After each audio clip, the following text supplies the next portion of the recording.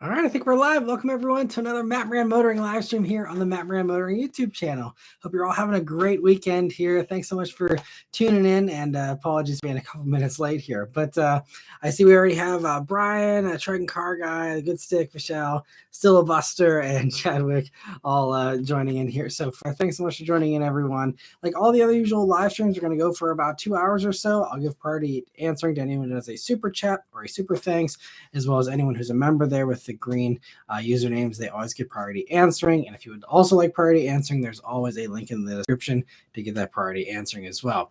But anyway, so I see some greetings here from Phoenix, Lancaster, Cleveland, and Brian says, how's the family doing? They're doing well. Thanks for asking, Brian. Hope you're doing well too. Michelle says, what's up, Matt? Hope you had a good weekend. Finally got around to cleaning our Highlander inside and out today. Feels good to have a clean car. That is a great feeling, isn't it? And we just cleaned the house after a overdue period of time. And even that, feels really good. Just, get everything nice and clean. Yeah, definitely a very cathartic thing. And Luke says, I've been playing a nostalgic game this weekend, Need for Speed Carbon. Can't believe it's an 18-year-old game. Wow, yeah, I didn't realize it was that old either. That is crazy. I remember Carbon was one of the last ones that I was really into before I kind of got busy with work and stuff and didn't have time to play games as much after that point. But yeah, Carbon was great. They were really just basically piggybacking off of whatever the Fast and Furious movie was that came out that year, and so that one was like, okay, well, we can do canyon duels because that's what happened in Tokyo Drift. It was a good game though. I like Carbon. Hopefully you're enjoying it as well. But Esavanov says, Austin, Texas over here. Thanks for joining in. And Kevin's from Lakeland, Florida. And Stratus Edge says, good evening from Dallas. And Trent Carguy says, NFS Carbon, great game, played through it several times. Nice. Yeah, I think I've only played through it once, maybe twice, probably just once. But yeah, I'd love to someday just replay all the old games of my childhood. I hung on to a couple of them, and it would be, one of these days, someday I will do it. It's like whenever our parents or grandparents were watching old reruns of the shows they watched in black and white, whenever they were kids or whatever. For us, I think our generation is going to be like, hey, Sonny, look, I'm over here playing this Need for Speed game I loved when I was a kid. It'll be fun. But anyway, 2 is in the house. Am I right, Peter? Thanks so much for the super chat and for joining in too. He says, hello and welcome to the basement. Sorry about last week. Someone double locked the basement last weekend. Yeah, those the handcuffs on the radiator must have been extra tight last weekend. But I'm glad to see you back too, and thanks for joining in. And he's always injecting the basement lore into the live stream here. So anyway, let me see. Jazz says, were you all watching the White House Correspondents' Dinner on television last night? Matt, being a journalist, invited. No, don't get those kind of invites. Car stuff is totally separate from all the other usual journalist stuff that's out there. So no invites from me for that. Zachary says, I was always a Gran Turismo guy, but Need for Speed was a guilty pleasure. Yeah, I mean, I remember back in the day, all the, ratings and stuff were, bashing Need for Speed for not having realistic physics or, being flawed in some ways. But, for the target demographic, teenagers, it was fine. They weren't trying to make art. They were just making fun games, But yeah, I mean, Gran Turismo was always awesome. I love Forza as well. And, definitely they were the better simulators, but Need for Speed was great, especially in my younger years when, I didn't need to have a simulator. It was definitely fun. Sean says, hi, Matt, do you think the new Model 3 performance will lead to a depreciation of performance EVs? It's hard to imagine more depreciation than they've already had. I guess there's, going to be, I think what's going to really hit is the performance Model 3s, the pre-refresh versions. I think those will get hit hard because, people that have those, that are happy with those, that, don't have any holdups about Tesla or anything, those people are going to be easy sells. They will probably all upgrade if they can afford to, to the new one. So I think you're going to see, really good deals on, the pre-refresh ones, especially, regular Teslas already been hit pretty hard with depreciation this past year. So I think performance ones were also swept up in that anyway. But now I feel like they'll push them down even a little bit further because it's just people dumping those to get the new hotness is, going to be something I certainly envision. As far as other stuff, like, do I think people are going to be dumping their Porsche Taycan turbos for Model 3 performances? Probably not. So I'm not super concerned about the other performance EVs, because I think also with Tesla, it's a unique thing where, as every day that passes by, Tesla gets more and more polarizing. And, there is, I think, a stronger divide now between like Tesla drivers and non-Tesla drivers who buy performance EVs because it just doesn't have a Tesla badge on it, and they're happy with whatever else is out there, and they won't even consider going over to the Tesla side, and vice versa. And so I think that, there's some stuff like with the Mach-E having depreciation because of the price wars with Tesla. But for the companies that aren't worried about competing with Tesla from a pricing standpoint, I don't think you're going to see, a ton of crossover. There will be some, obviously, but I don't think there's going to be a ton to the point of, having depreciation plummet on, other performance EVs. So I feel like stuff should stay, pretty steady, because they've already dropped so much as well that it's really hard for me to envision stuff getting much cheaper, because you're going to get to a point where, people are going to be like, look, this was a $100,000 car a year or two ago, and I can get it insanely cheap. Like, you're going to get people off the sidelines and be like, all right, I'm in, at that point. So I feel like there's not going to be too much more. Luke says, so far I've beat Angie and got her pink slip. Now I have one piece of territory until Challenge Wolf. Nice. I forgot half of those like challenges and the lingo for all that stuff. Yeah, the territory and all that. It's funny. And Trent Carguy says also rip to the legacy. I know it's a shame, but no one's buying them. It's just at the end of the day, that's the all important number, is the sales number, and it's a shame though, for sure. I wish they would have done something cooler with it. Good Stick says, saw Mustang 2 yesterday. Surprised these cars are still running, as these cars get a reputation for being a Pinto. I mean, kind of they were underneath, but yeah, it's kind of crazy how fast all those things disappeared. I mean, it's just they were all rusted away super quickly, and they also, weren't very reliable cars in general back then for most of that stuff, so they just didn't have the longevity. But like no one really saved those kinds of things, really. You see plenty of stuff from the 60s, and a lot more of the muscle car stuff, but all those normal stuff, they've all gotten forgotten, by time. And so yeah, seeing a Mustang 2 is rare. That's a cool spot, especially if it was out driving and not just sitting in a car show. Let me see. I see Owen saying, do I still own a GT350? I never had a GT350. I had a Bullet, and that's something that I will be talking more about next week. Next week will be the live stream where I'll be talking about the Bullet situation. And hopefully this week I will be doing an update video on the Bullet as well, and we'll be discussing that here in the live stream next week. But Luke says, surprised no whiskey shot for the Legacy. I did do one. I did a drink for the Legacy, because I mean, yeah, I had good memories with my Legacy, and sad to see it go. Tony said, what are your thoughts on the new Mazda 6? I saw your video on Friday about it. I wonder what version we'll actually get here in the US. So I changed the title from saying New Mazda 6 to the EZ6, because that's what it's actually called. And I also pinned a comment. I didn't even think to check this, but the company that Mazda partnered with on that car, they actually have a version of that car out already. So unfortunately, the Mazda is actually just a rebadged, slightly restyled version of a Chinese car. So that means that while maybe some of the styling language will carry over if they do in fact decide to do a sedan for the rest of the world, because that is essentially a rebadged Chinese car, there's no chance of that actual thing coming to the States here. So I pinned the comment. I didn't want to take the whole video down or edit out that entire segment, because I still think there's some merit there of, Mazda being open to a touchscreen and not having a controller wheel, and, the styling there being, indicative of what we could see potentially, at least for the front end, for a new Mazda 6. So I didn't want to just take the whole video down, but I did change the title, and I pinned that comment just to give some extra clarity. Unfortunately, that is not going to be, most likely a Mazda. Almost certainly it won't actually come to the States or anywhere else outside of China. But there's still been a lot of reports and rumors that there is going to be a sedan from Mazda. It's just not that. So we will see. So we're still waiting for an actual Mazda 6 for the rest of the world. Let me see. Frosty says, if you're going to buy a new truck, what would you get? Between all the regular full-size ones, I'd get a Ram. The Ram is the most comfortable. the nicest looking one to me, and kind of underappreciated, which we usually can get a better deal on them as well compared to the others. So Ram would be it for me. And two, thanks for being a member for 23 months. I do need to do a new member badge for the. I think there's a couple people who have already crossed over the 2-year mark, so I need to do a new badge one of these days. But he says, been in this basement for almost 2 years. Also, AI is so crazy that are we even sure this is Matt? I mean, if you mentioned Jerry Corolla, expect a tangent. Very true.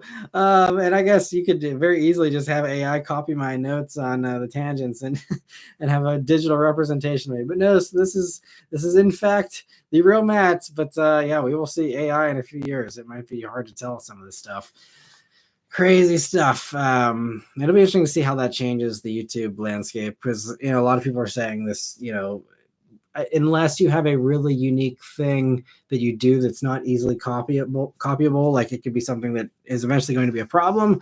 I'm hoping that my acceleration reactions and my unique take on stuff will hopefully help me to rise above the bots that I guess I'll be competing with here in this dystopian future we're going to be diving headfirst into. But yes, hopefully AI doesn't ruin things too much for the car review space. We'll see. And let me see. Vishal says, I missed last week's stream. Are we keeping streams on Sundays? Yes. I did the poll last Sunday and said, do Sunday viewers like seeing these more on Saturdays or Sundays? And Sunday was the clear winner there. So between the 50-50 for the prior week when it was 50-50, Saturday, Sunday, and then last week's being heavily favoring Sunday, that put it over the edge. So Sunday is locked in to still be the time to do these. So hopefully that works for most people. Sylvana says, imagine if they had a correspondence dinner, but it was all just car YouTubers. That would be fun. So it would either be the best thing or the worst thing ever. I will stop myself from saying a few things, but it would be really cool. That would be fun. And yeah, I mean, we're hoping to, do the AVAs here again this fall, potentially with a bunch of us, car YouTubers, but really a lot of these launch events and stuff, it is especially like these Toyota ones where they bring in literally everyone for a lot of these Toyota events. We're all there, it's not like a round table or a formal thing usually, but it's, a big, huge dinner kind of hangout thing with everyone you've ever seen on YouTube car reviews, in the room basically. And it's really cool. Like I said, I was at this past Toyota thing in San Diego a few weeks ago for the 4Runner and all that. I'm eating dinner and it's it was Engineering Explained, Joe Rady, Thomas from Throttle House, Jacob and Yuri from Straight Pipes, and me.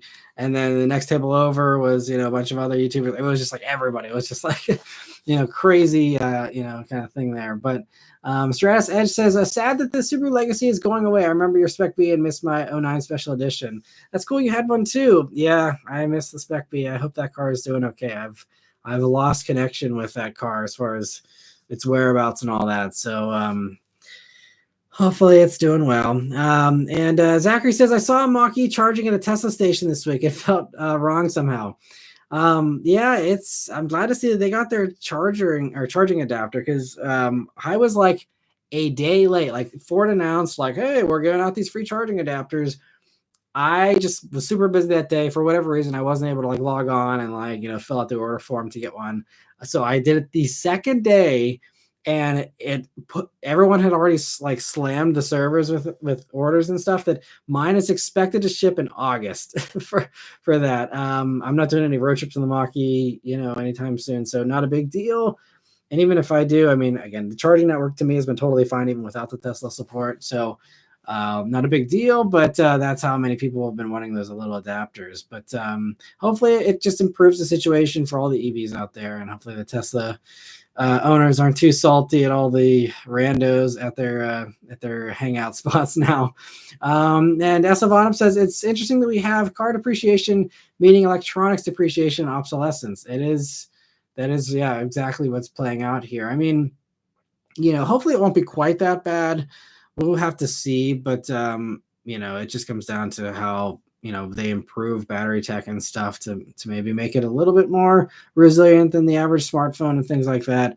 I think that, all the batteries they're going for now in these new cars, they're going for basically enough charge cycles to last you 300,000 miles, which I think is more charge cycles than you can probably get out of, a smartphone. Typically, as far as usage hours, I guess you could call it. So hopefully cars will rise above a little bit in a way, but we'll see. Although there's even some of the newest battery tech, I don't know if you guys saw, I didn't talk about it in a weekly update because there hasn't been a ton of coverage about it yet. And it seems like every other week there's new battery breakthroughs. But these sodium batteries, I keep hearing more and more stories about them, not only for cars, but also for smartphones and stuff, where like, especially in a smartphone size, like they can fully charge in seconds. And in cars, they are saying it's going to be like, very close, like insanely fast charge times. And they're like super easy to make because they're sodium. And it's just like, we may really be on the verge of some huge breakthroughs as far as batteries. It's exciting times. Jordan says, have concept vehicles replaced the Halo / R&D cars of the past, the trickling bloodline of a vehicle's lineups? I think concept cars are still a thing, and I think you're seeing, there's been more and more like digital things that get put out there and stuff like that as well. But I think concept cars still have value. And I've seen companies that, they haven't done as many as they've done maybe in the 90s or 2000s, but like I still see a decent amount of concept vehicles, I feel like, or prototypes, things like that. So and I think as far as replacing Halo models, maybe, but they can't really market concept vehicles outside of showing up at regional auto shows with them and having people ooh and ah, and get them to the stand for whatever brand it is. But outside of that, I feel like I don't really see concepts in commercials very often or things like that. So I don't think there's too much of that. I mean, maybe there'll be like a concept car placement in a movie or something like that. But I feel like there's still. You still have to have the Halo stuff for a lot of brands, if you want to make a statement, because you got to see that stuff out on the road, not just at a car show or in a movie, but seeing stuff out on the road or in the dealership, especially to be like, wow, like I'm coming into the dealer because you guys have an awesome Supra, but I'll go home in a GR86 or something like that. There are those types of things I think that still do have value.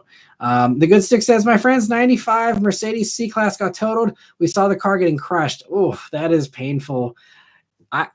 It's interesting. I think there's like, this is somewhat related. I'm not just going off on a completely unrelated tangent, but I feel like when you see cars getting crushed, I don't know about you guys, but like it hurts me to see that. Like I'm very sentimental about, I guess, objects in general. And so like seeing any car get crushed always makes me sad because like I'm like a very empathetic person. Like, man, that car one day was like a brand new shiny car. The first owner was excited. They bought a brand new car. They probably showed it to their friends and their family. It was the prized possession for, a little while. And then just to see, all the memories that those cars probably racked up, all the things that they went through, and then it just gets turned into a cube that gets turned into a refrigerator or something. It's just, to me, it's really sad. There's so many like car people and car YouTubers that are smashing cars, crushing cars. People like going to demolition derbies. Again, no shade to any of that stuff, but like all that stuff like makes me sad.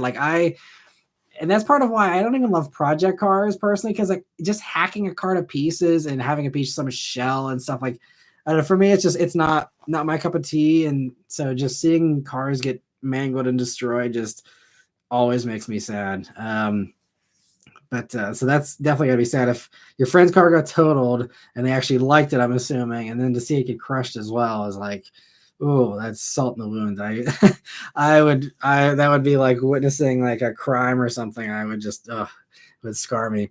Let me see. Hopefully, by the way, your friend's okay, and hopefully everything's all good with that. I'm assuming.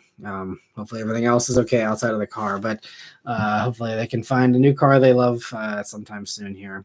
Let me see. Cam Jam says, did you see the leaks from Honda Canada about the 25 Civic? I don't think I did. I'm assuming it's going to get the same styling as the hybrid version that they showed off, but I'm not sure. But yeah, I haven't heard about that. I'll have to check that out. Thanks for the heads up, Kev Jam.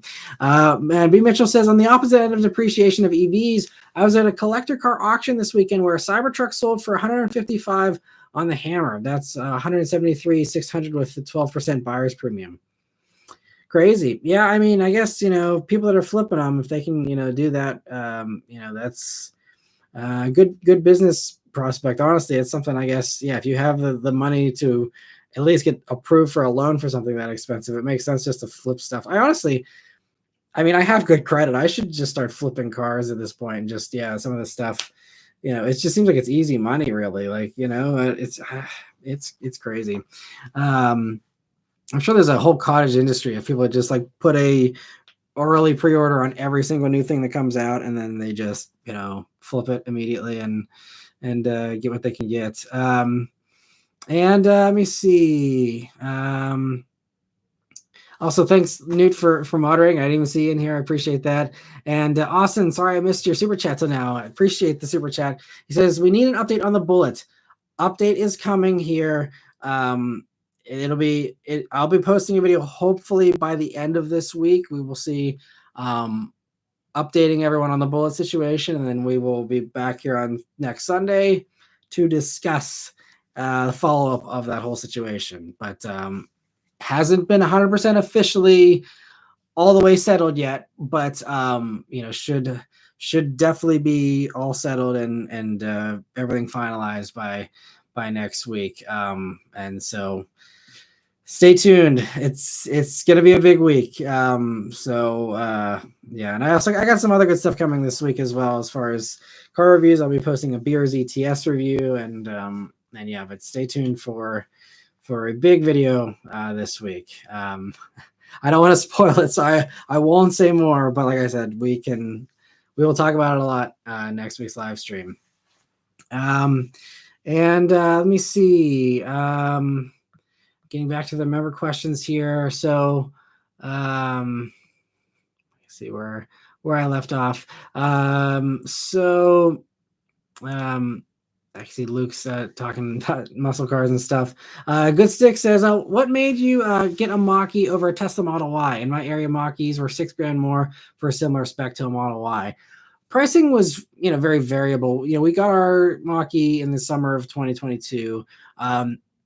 There's a couple of main reasons why. First off, as far as the must-haves, like we had to have CarPlay, and no CarPlay in Model Y. That alone was a deal breaker. Like non-negotiable, like no CarPlay, no deal. So that excluded it immediately. The other things that didn't help were no gauge cluster was the other thing. And also just neither Beth or I like the styling of the Model Y. So, there's just that, and they're everywhere around here, honestly. And as far as the price premium, I think they were pretty much neck and neck whenever we got ours. We got the full $7,500 tax credit on the Mach-E at that point. There's a couple other things too. I believe the Model Y didn't have perforated seats, if I remember correctly. But there's a bunch of stuff. It honestly just the Model Y was never in a serious consideration for us. I've never even driven a Model Y. I've driven a Model 3, but just all the things about the Model Y just were unappealing to us. The quality issues with those as well. So there's some of that. I'm also not the biggest Elon Musk fan, if I'm being totally honest. And that just seems to get worse by the day. So that's another reason why for us, it was also just like a non-starter. We're really happy with the Mach-E, actually. Beth is actually really happy with it, to the point where she usually is always happy to flip cars every few years. That's why one of the reasons why she's leased stuff a lot. But she's if we want to keep this after the lease period, if it makes sense financially, we may actually hang on to it for a longer period of time, which I wasn't even expecting to do, and we probably won't do. But the fact that she's open to that tells me, especially that's it's a really good car. She really enjoys it. I think it's a great car too for a family car. It aces every safety test. It's been reliable for us, knock on wood. It's been really nice to have the frunk for extra storage in a pinch, and just everything about it's just been really well done. We're really happy with it. The only thing about it we don't like is the scoring on the rear rotors that it does, because it's just not a very well engineered system for the rear brakes. that they just, if you don't drive it enough, they just get a bunch of scoring in the rear rotors. They're replaced under warranty. I talked about this in my update video last year, and I'll have another update video on the Mach-E coming this summer as well, because we're just about to cross 10,000 miles. But yeah, those are the main reasons why. Let me see. So Mitchell says Rams have been having a lot of issues with the center stack going dead. Friend of mine traded off his 23 Eco Diesel for a Grand Cherokee because Stellantis quick trying to fix it after 3 tries. Well, they're brave for going to another Stellantis product, because the Grand Cherokee I had, even I think it was a little bit glitchy and fit and finish wasn't the best and stuff. So nice that they, I guess, stayed with Stellantis there, but it's the same kind of tech. So I guess they didn't lose too much faith in the tech if they went to another product that runs the same exact stuff. That's funny. Cam Jam says, heard some people talking about a GR Corolla on the beach today. I can't say I did not start eavesdropping. Nice. I'm glad that there's still some hype around that car, even with all the markups that soiled the initial hype, I think. But still love the GR Corolla. I will refrain from the tangent. B. Mitchell says, a dinner with nothing but car YouTubers, that's SEMA. Yeah, I guess that there's that too. A lot of car YouTubers do show up at SEMA, but like most of the reviewers don't show up at SEMA. It's usually just like the builder guys, the vlogger guys, that kind of stuff. But SEMA's a lot of fun too. But you also have just so many people at SEMA. SEMA's just like any car person that has a connection to a shop, owns a shop, or does anything in the aftermarket world is all there. So it's a way bigger pool of people. Luke says, have you ever heard of Ben Hardy? He does decent videos, but his test drives are a little short for my liking. I've never watched his stuff. I think his stuff has popped up in my recommended feed in the past. Haven't ever watched his stuff. I've never met him, or I don't even know what he looks like, to be totally honest, because I've never, like I said, watched the videos. But there's always new people popping up all the time, so it's almost hard for me to keep track of all the new ones that keep getting in my suggestions there. Two says, mention Doug and Matt will either ignore it or go off on a rant. Yeah, I'll try and stay on the ignore it part tonight and stay on that side of this, so we can keep the constructive discussions going. And Trunk Car Guy, okay, I see the discussion with Luke there. And I'm happy to see the discussions, by the way. And that also reminds me, I am actually working on with Six Slicks. I'm not sure if he's in here tonight, but me and him are working on a Discord server for members to have like just a chat room essentially, and I can pop in and hang out as well and answer messages and stuff there. Just a better way to interact versus just member posts and then in here. But I think it'd be great to not only build a community around the channel, but also you guys to build your own connections with each other and kind of just have other car people to chat with, because that's not something that's easily accessible to a lot of other people on the internet with Facebook and Reddit and stuff. It's always you got a bunch of snarky people giving you crap and stuff, so it's nice to have a friendly community. I'm hoping we can cultivate there in the Discord server once I finally get that all set up. Or there's still a few technical things I'm still trying to work out, but hopefully that'll be up and running here hopefully in the next week or so. We'll see, but I'm working on that as well. It's another extra member perk. Let me see, where was I? So Luke said, or Vishal says, Legacy is another sedan gone from the market, but the competition has surpassed it. Same thing with the Passat, good car, but they let it sit unchanged mostly while the Jetta got a full redesign. Yep, yeah. I mean, I have to say that, Passat was great. I really liked the Passat. It drove great. It had a ton of space. It was a really good car catered for American taste, in my opinion. And actually a extended family member has one and loves it. They drive it all over the place, and they're really happy with theirs. I think the Passat, this last generation Passat, never got enough love. I think it deserved more than it got. The only thing was they just didn't update the tech, like that's kind of what I complained about the last time I reviewed a Passat, was just it didn't have, they could have easily thrown one of the bigger screens in, from other Volkswagens and stuff, and they just didn't. And that was the only thing. I think in the last few years it could have gone out stronger than it did, but I guess at that point they'd already written it off and it's whatever. But it's a shame. Another one that I think could have, well, it has continued to live on in Europe, I believe, and now there's the wagon version, which I think is the only version you can get now in Europe. But looks competitive, would be great, and sad it's gone away though. And Estevan says, wasn't there someone who harassed a Rivian for trying to charge at a Tesla station until they left? I don't know, but that wouldn't surprise me. That sounds totally in line with my expectations. So yeah, I could easily envision that happening. And let me see. So Zachary says the scene in Gone 60 Seconds where Eleanor gets crushed gets me every time. Yeah. Okay. I'm glad I'm not the only one. Yeah, that was tough. That's always tough to see. And that movie, they did such a good job in that movie of really pulling on your heartstrings with that scene and a lot of scenes. That's such a good movie.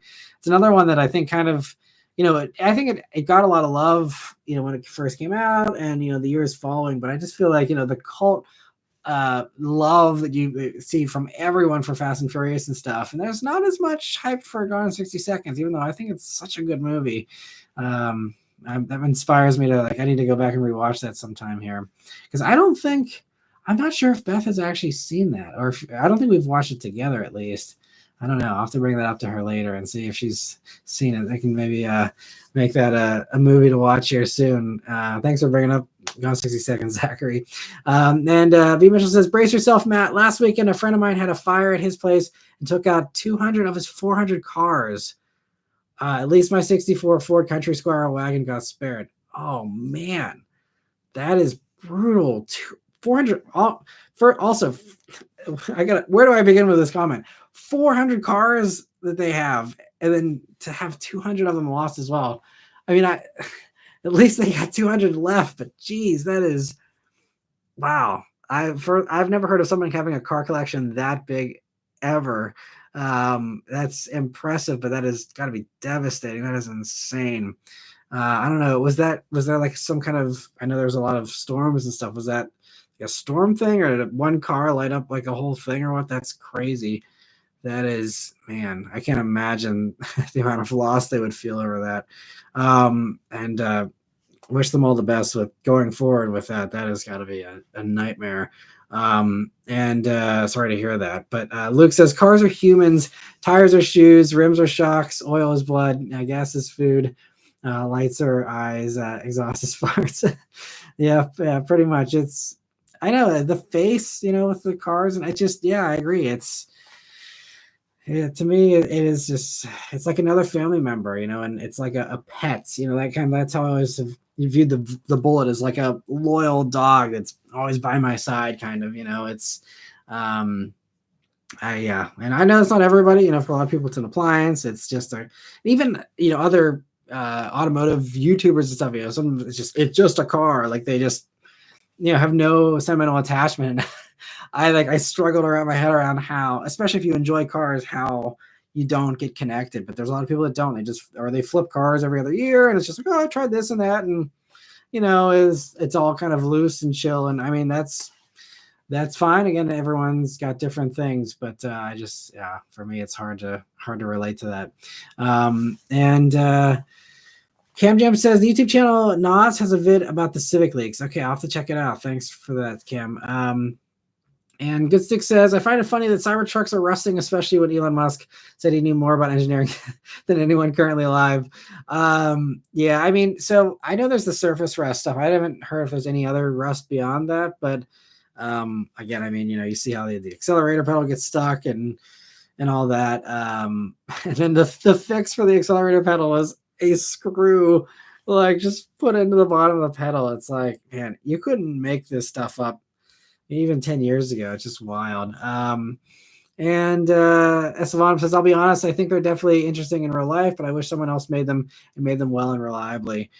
Yeah, I mean, I guess, there's other things like the Hummer and stuff, although Hummer reliability seems a little iffy too. But it's I actually just saw my first Cybertruck this past week for the first time. I hadn't seen one. I've been able to evade them for so long here the past few months, but saw one. I just saw this giant light bar coming towards me at night, and thankfully It didn't auto steer into me or anything like that, but it passed on by, and I was like, phew, 7,000-pound brick safely cleared that one. So that was that was good. And let me see. Esteban also says, also, I don't know if my heart can take the Bullet news after an era of stability. Yeah, yeah, yeah.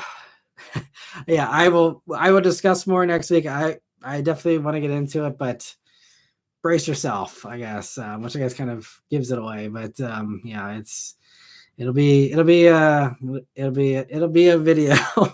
I'm just gonna, yeah, you guys have probably all figured it out, but yeah, I just don't want to officially put it all out there until everything is 100% done and fully closed, you know, and all that. But anyway, I also says I was there for the EcoBoost era, then the GT tree disaster.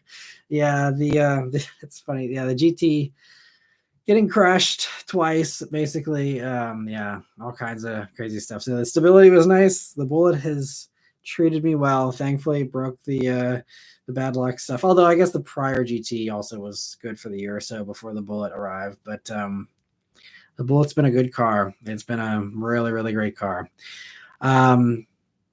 And Luke's also saying I get sentimental for the car YouTubers. If they get rid of a car, I'm just as sad as if my own car going away. Yeah, I'm that way too sometimes. And Stratus says, Matt, off the top of your head, what is the most car seat friendly coupe on the market? I mean, you know, any of the bigger ones, obviously. So, you know, the muscle cars are probably gonna be the best bet as far as size goes, space goes. And then, you know, beyond those, I'd say it's gonna be the larger, like, you know, European coupes. So, you know, Audi S5 coupe. The Mercedes is a little tight, so I'd say like S5 is a nice size, and then BMWs, you know, are pretty good size as well. So, you know, I'd say maybe like an M2, something like that would also kind of be similar as far as practicality compared to, you know, the muscle cars and stuff. But those are probably gonna be the best ones. But yeah, Zachary says kind of an oxymoron. Yeah, but it can be done, you know, like the GT350 that I reviewed a couple of years ago, the owner was doing a road trip and had his daughter's car seat in the back there, and I reviewed it with a car seat in the back, and apparently she was totally happy to, you know, be on a long road trip in the back there, and was enough space for, you know, the guy's wife to be sitting, you know, in front there and be fine, and it works. I mean, you know, it's not as comfortable as a giant vehicle or something, but you know, it can be done if you if you want to do it badly enough. You know, it can be done, and it's not that big of a hardship in my opinion. Although getting the car seat back there is a giant pain. I actually have never even tried to get the car seat in the back of the Bullet, because the car seat that we have is gigantic and super heavy. I think it would squeeze through, but I know my buddy who had an S550 Mustang, he put a car seat in the back of his, and he was like, it was a huge pain to get it back there. You know, so it's more of a, I mean, you know, it's a one and done thing, so it's not like it's the end of the world. You put it back there and then you're done. But you know, definitely better if it's a booster seat kind of situation, things like that, versus a full-blown big car seat, or if you just have a smaller, more travel-friendly car seat, something like that will be fine too. And Zachary says, Ben Hardy lives in my area. He's good for quick tours and seems like a good guy, but it's basically a more detailed pitch from a car salesman. Daily content can only be so much. Yeah, it is really tough to do really in-depth, high-quality videos on the daily unless you got a huge team. But even then, it just can get so exhausting. And Yavinder says, hey, Matt, just joining in. I see Ford is teasing a new Mustang from your weekly update. You think it's a new RTX appearance package?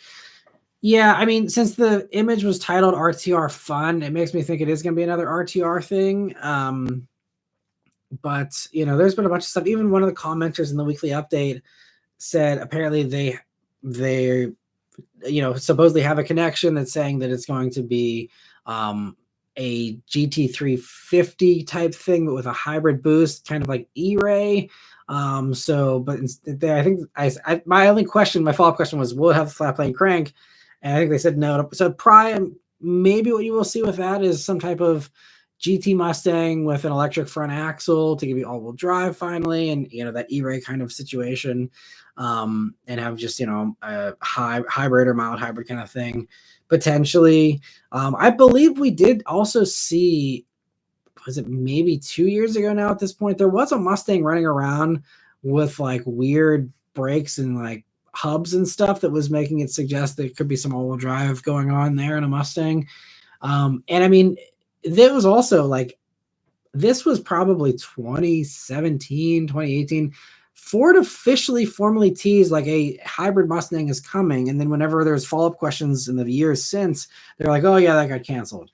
But I think that there's a potential there for that platform to accommodate that somehow. I think there's actually some YouTuber who actually did make an all-wheel drive Mustang already, but an actual OEM quality thing, I think, is maybe a potential. So I think that's the only thing that I could think of, and maybe that would be an RTR thing. Maybe they're going to get the naming rights to that thing, and they'll call it RTR or all-wheel drive, or I don't know, something, as far as some kind of Mustang. It could be RTR and also still be something more than just a dress-up kit. We'll see. But I mean, the fact they're teasing it, a year out, Jim Farley's teasing it, makes me think that it's got to be something more than just another RTR package. But yeah, we'll just have to wait and see. And two, thank you so much for another super chat. He says, for a chat discussion, if Sun Kang does make Initial D, what's our dream cast and locations? Please don't cast Matt. We don't need a Netflix adaptation. Fair enough. So if I didn't, is this an actual thing, or is this just like a fun hypothetical? Because I haven't heard about if Sun Kang's actually doing Initial D. That'd be cool. But Dreamcast for Initial D. See, I don't know enough about Initial D. Everyone else can chime in on this, I guess, if you're a fan of that. I don't know enough about it to have an intelligent discussion about this, unfortunately, too. So I don't know. If anything Sun Kang's in, though, sign me up. He's awesome. I met him at SEMA back in 2016, I think it was. Super nice dude. Got to, ask him a few questions and chat with him and get a picture with him and all that. And yeah, he's just seems like he's 100% stand-up dude. So I fully support anything Sun Kang's doing. And thank you again, too, for the super chat. Sorry, I don't have a better answer for you, but hopefully some other people can chime in there with some better insight there and answers. And let me see. So maybe Mitchell's following up saying, yeah, 400 cars, most were dead sleds, a few trucks and tractors. So hopefully if it's stuff that's not quite as mobile, then maybe there's less sentimental attachment there. But still, I'm sure, very sad. And I'm sure a lot of good parts and stuff probably got ruined too, from parts cars and other things like that. So that's a shame. And Vishal says, I really love my 2016 Passat. The space, comfort, and efficiency is fantastic. It'll be a tough car to replace when the time comes. Yeah, I can certainly see that. I mean, maybe you can pick up one of the final editions or whatever that they did, in like 2019 or 2020 or whenever. That dark green looked really nice on the Passat. And Good Stick says, is it just me, or are Audi models a little boring and dull? The non-performance models are almost forgettable. I think, yeah, the thing with Audi, I think a lot of them are so good, honestly, that they kind of blend into the background. I think, they always sell pretty well. They always are good cars. They don't always stand out. I think it's also the styling. When you look at BMW, especially modern BMW styling, even Mercedes, they're a little bit more exciting. Mercedes, especially on the insides with all the bling and, having LED lights everywhere. And, it's like you're walking into a club when you're sitting in a Mercedes these days. And then, BMW's kind of just very polarizing on the outside and all that. There's just more there to get your attention, I think, versus the Audi is the low profile sleeper, like, I don't need anyone to look at me kind of thing. I think that's kind of where the Audi resides. So I think that's why. And I don't know if Audi is intentionally doing that. I mean, they've always been very subtle. I mean, even look at like an S4 compared to an A4.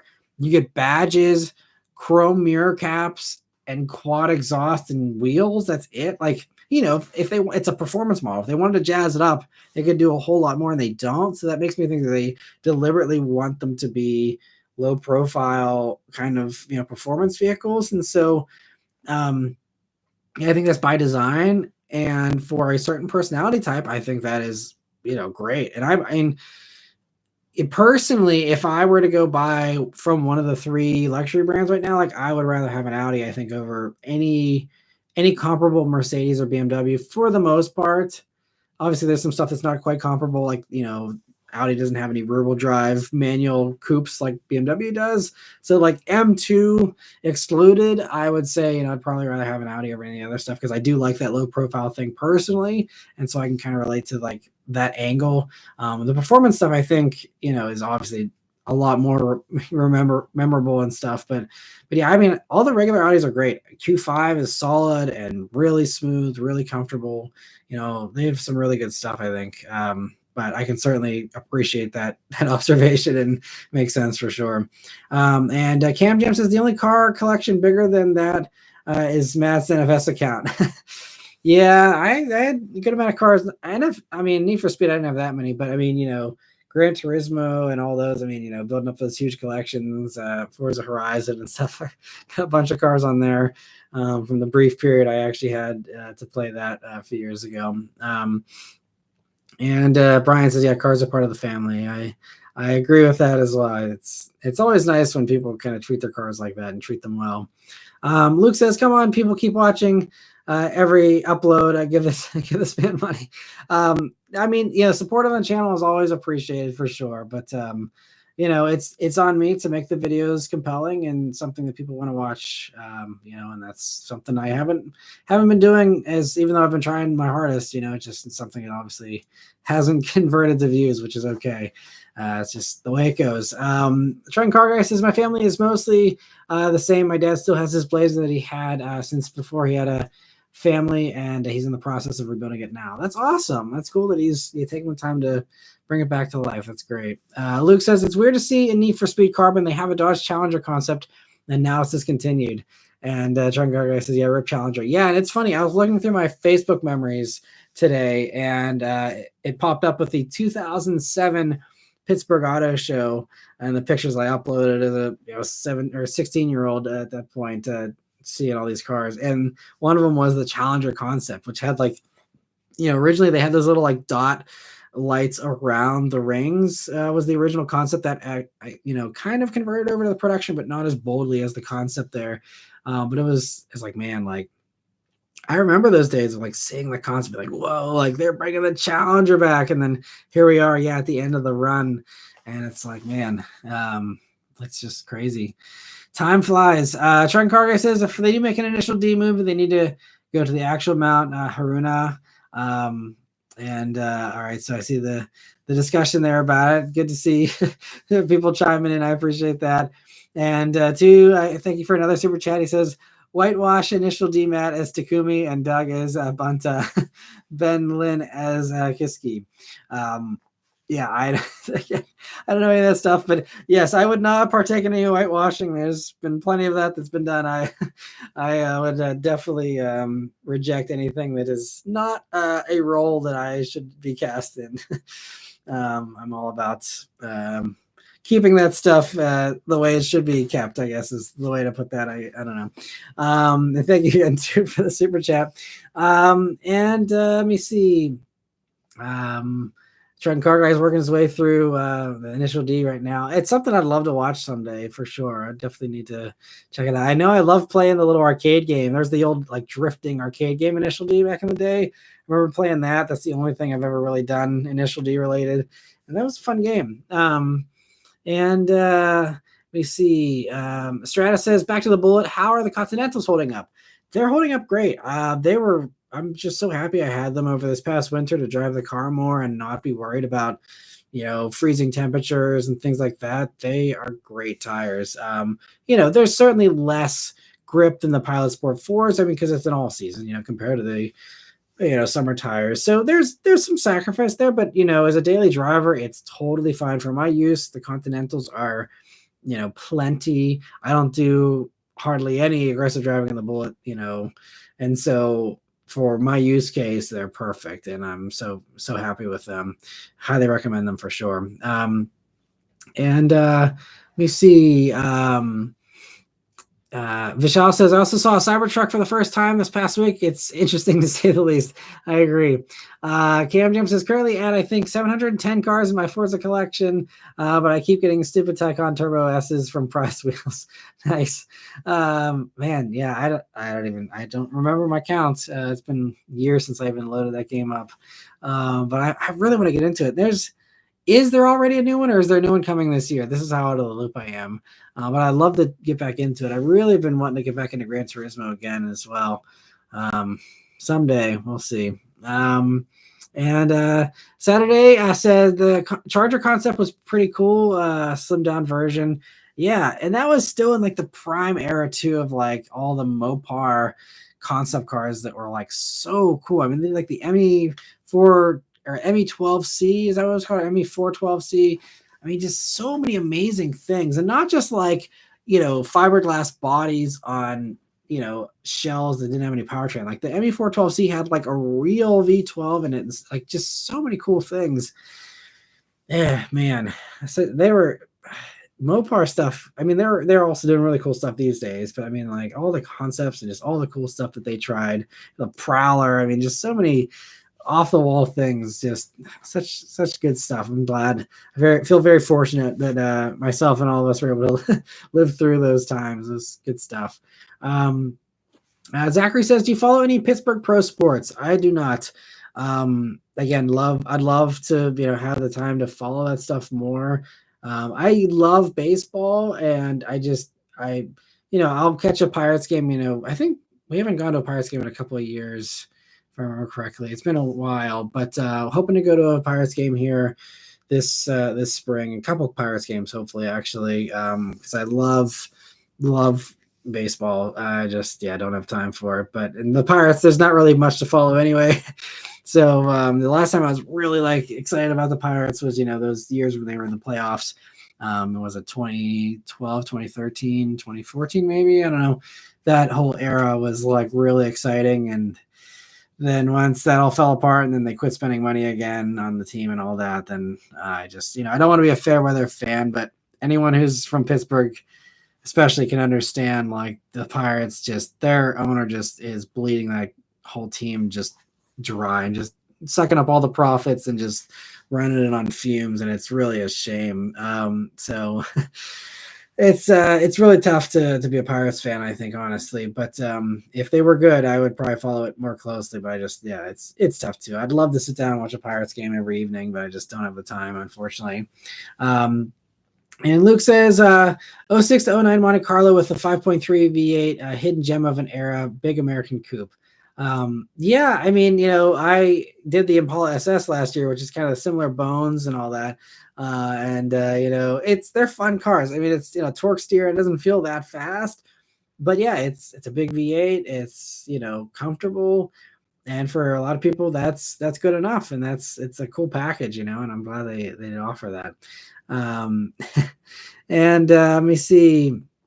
Trent Cargas says hopefully they could actually track down the JDM cars for the initial D thing. Yeah, you gotta have everything legit, really well done. Get experts to do it right. There's so many times with shows and movies and stuff, and I think I talked about this on a past live stream, so I'll be brief. But where they just get the cars wrong, they get the settings wrong, they get all kinds of stuff wrong, and it's just I don't know why they don't hire experts to be okay, cars, let's get the car guy in here to get the right cars on set. Let's get the right, I don't know, TV person, have the right kind of TVs for the time period, whatever the case might be, and just instead they just kind of cut corners on that stuff, it seems, unfortunately. And Saturday says the Buick Grand National concept was pretty cool coupe around 2015.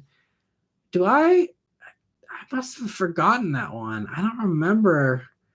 I mean, I have a foggy recollection of that being a thing, but I don't remember even what it looks like. But I'll have to go look that one up again because I completely forgot about that. Thanks for the reminder. I need to check that out. Obviously, it's not like there's any hope of that ever coming to reality, but just to see how they did that, because I don't remember that one. And Savanam says, PA-related question. I'm watching Gears and Gasoline work on their Eclipse Talon, and the rust is insane. Is PA really that hard on cars? Absolutely. I mean, they have salt just everywhere. And I mean, that's why our roads are garbage. It's just like they just coat everything in salt.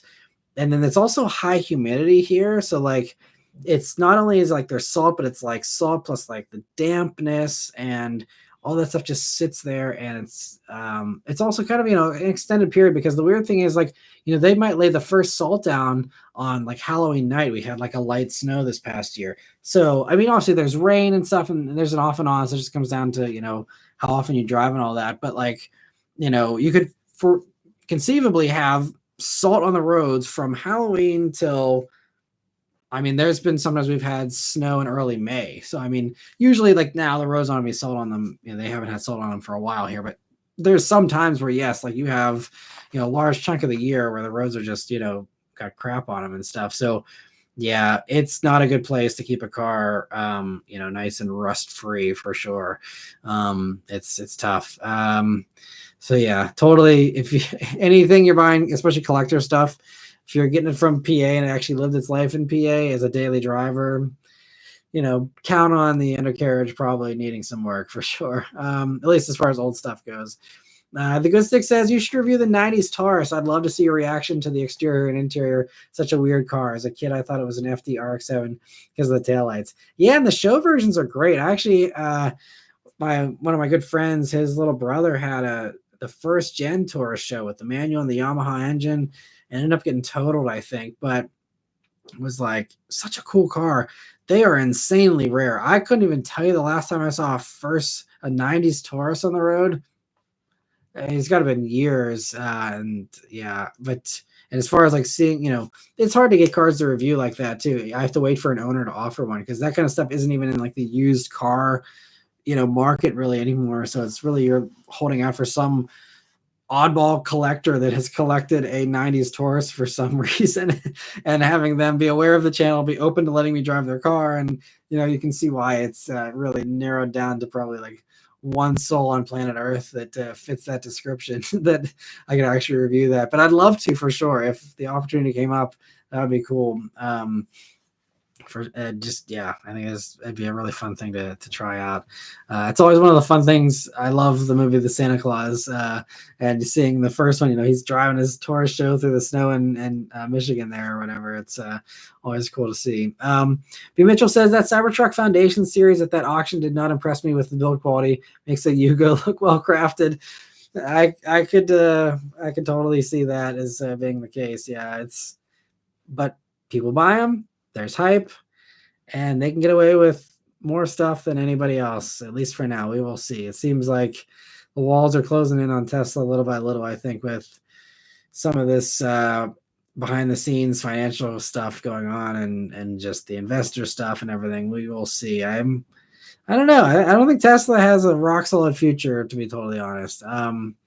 And let me see. Vishal says, what's going on with Honda and the Prelude? I saw they brought that out in a red color this time. Seems they might be getting close to a production version.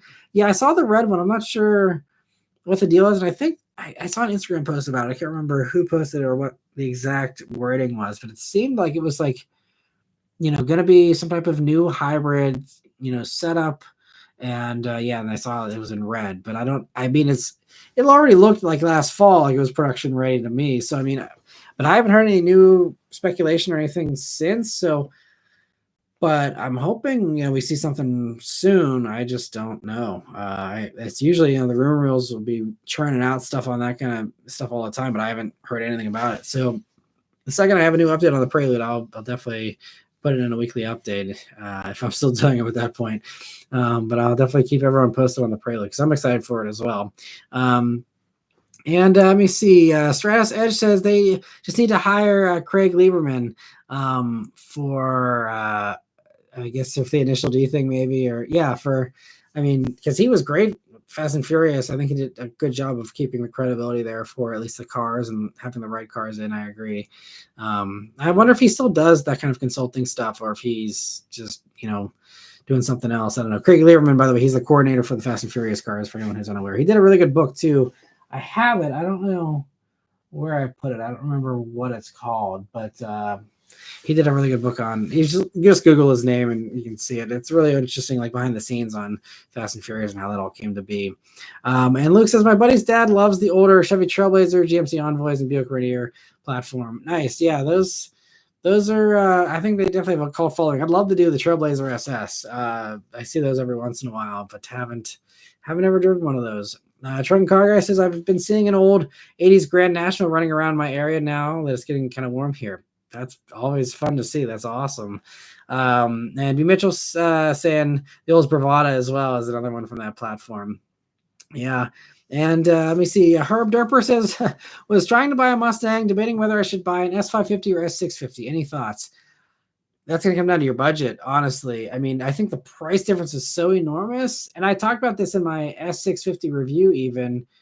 You know, if you like the new tech and, you know, I can't justify the S650. I really can't because it's so much more expensive. I mean, even like, you know, you see there's nice S550 Mustangs. Even if you get like a Mach 1 or something, you can get a Mach 1. The guy I reviewed his Mach 1. I talked about this in my Mach 1 review. If you saw that one that I posted last year, you know, the Mach 1, he bought it like out the door under 50 because they were giving out discounts because the S650s were coming in. That's probably not going to be, you know, an actual thing you can get now. But even like a lightly used Mach 1, you can get for under 50 grand to get a comparable. I mean, because Mach 1 is kind of similar to the Dark Horse, you know. But even if you just say get a, you know, performance pack 2024 Mustang GT, or even like something comparable to my Bullet. Like my Bullet was 51 grand new.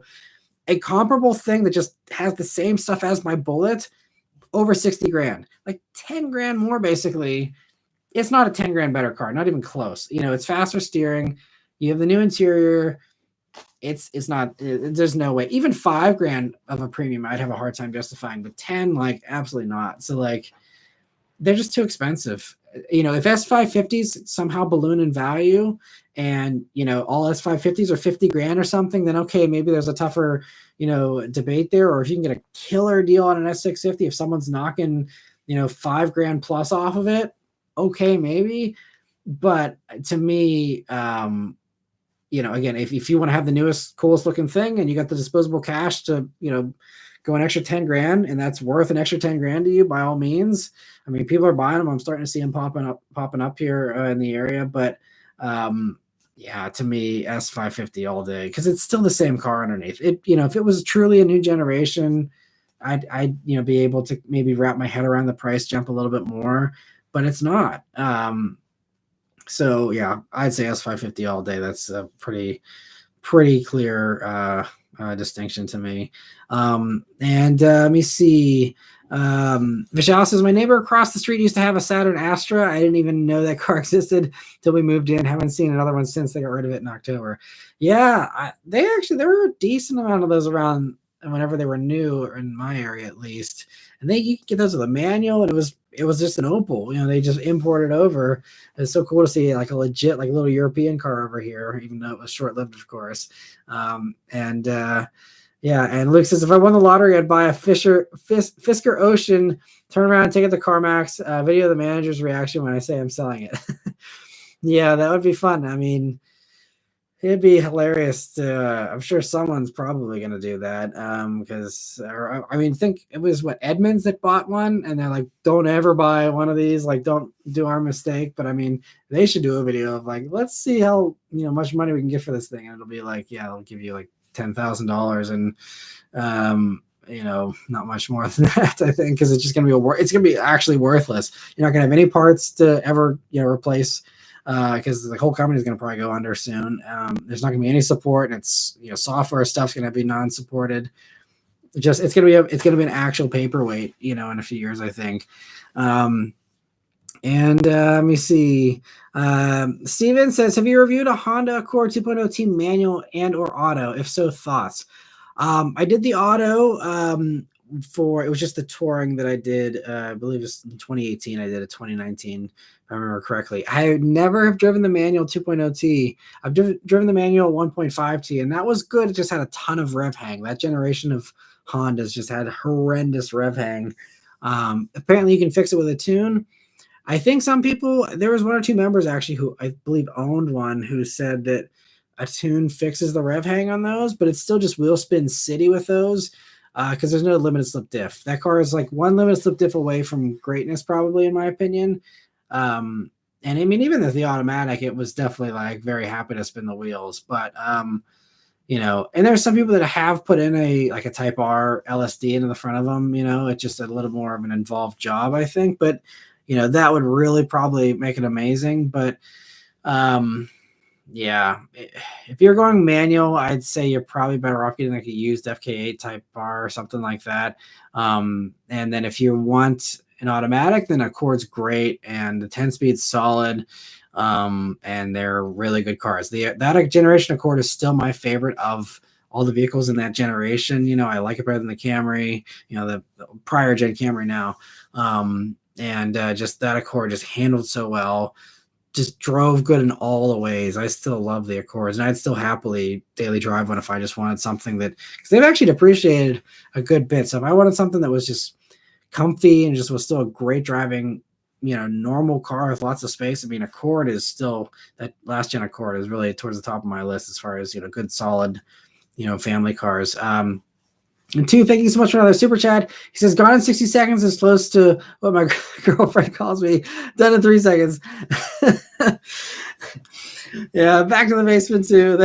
Thank you for the super chat. Thanks for keeping us laughing. And I'm just reading them right off. So and I always I need to start screening these before I read them out loud. The good stick says, when I lived in the UK, my parents had a 2007 Ford Mondeo diesel. It was very torque heavy. Yeah, I bet that was. I mean, diesels are great for that, especially. But man, a Mondeo diesel, it sounds like a fun car. And that's cool. You lived in the UK. I loved the UK. I'd love to go back there soon. We were there in 2018. Yeah, I love the UK. Also says, don't know why diesel cars couldn't have been made cleaner, as replacing a hybrid battery is similar cost to a car's entire value. Well, hybrid batteries are not that expensive. They're pretty cheap. People do them all the time in Priuses and stuff like that after, several 100,000 miles. But I mean, I agree that diesel 100%. I think diesel was great. It just really got demonized with the whole Volkswagen thing. But, it seemed like everyone was really doing that kind of cheating, and it seemed like a weird way to phase out diesel. And I don't know why it never caught on more in the States either. Maybe it would have eventually if gas prices climbing and people wanting more and more, fuel economy. But I don't know. They cleaned up diesel and it was, pretty good. And yeah, that's a mystery to me. I don't know if there's other factors that work that, just wanted diesel to go away or what the deal was. But I always thought diesel, was great. Vishal says, is there a new gen Mazda 3 in the pipeline anytime soon? The current car is still solid, but definitely lacks in space compared to competitors. I haven't heard of anything. Based on normal timing, yes, there should be a new Mazda 3 soon.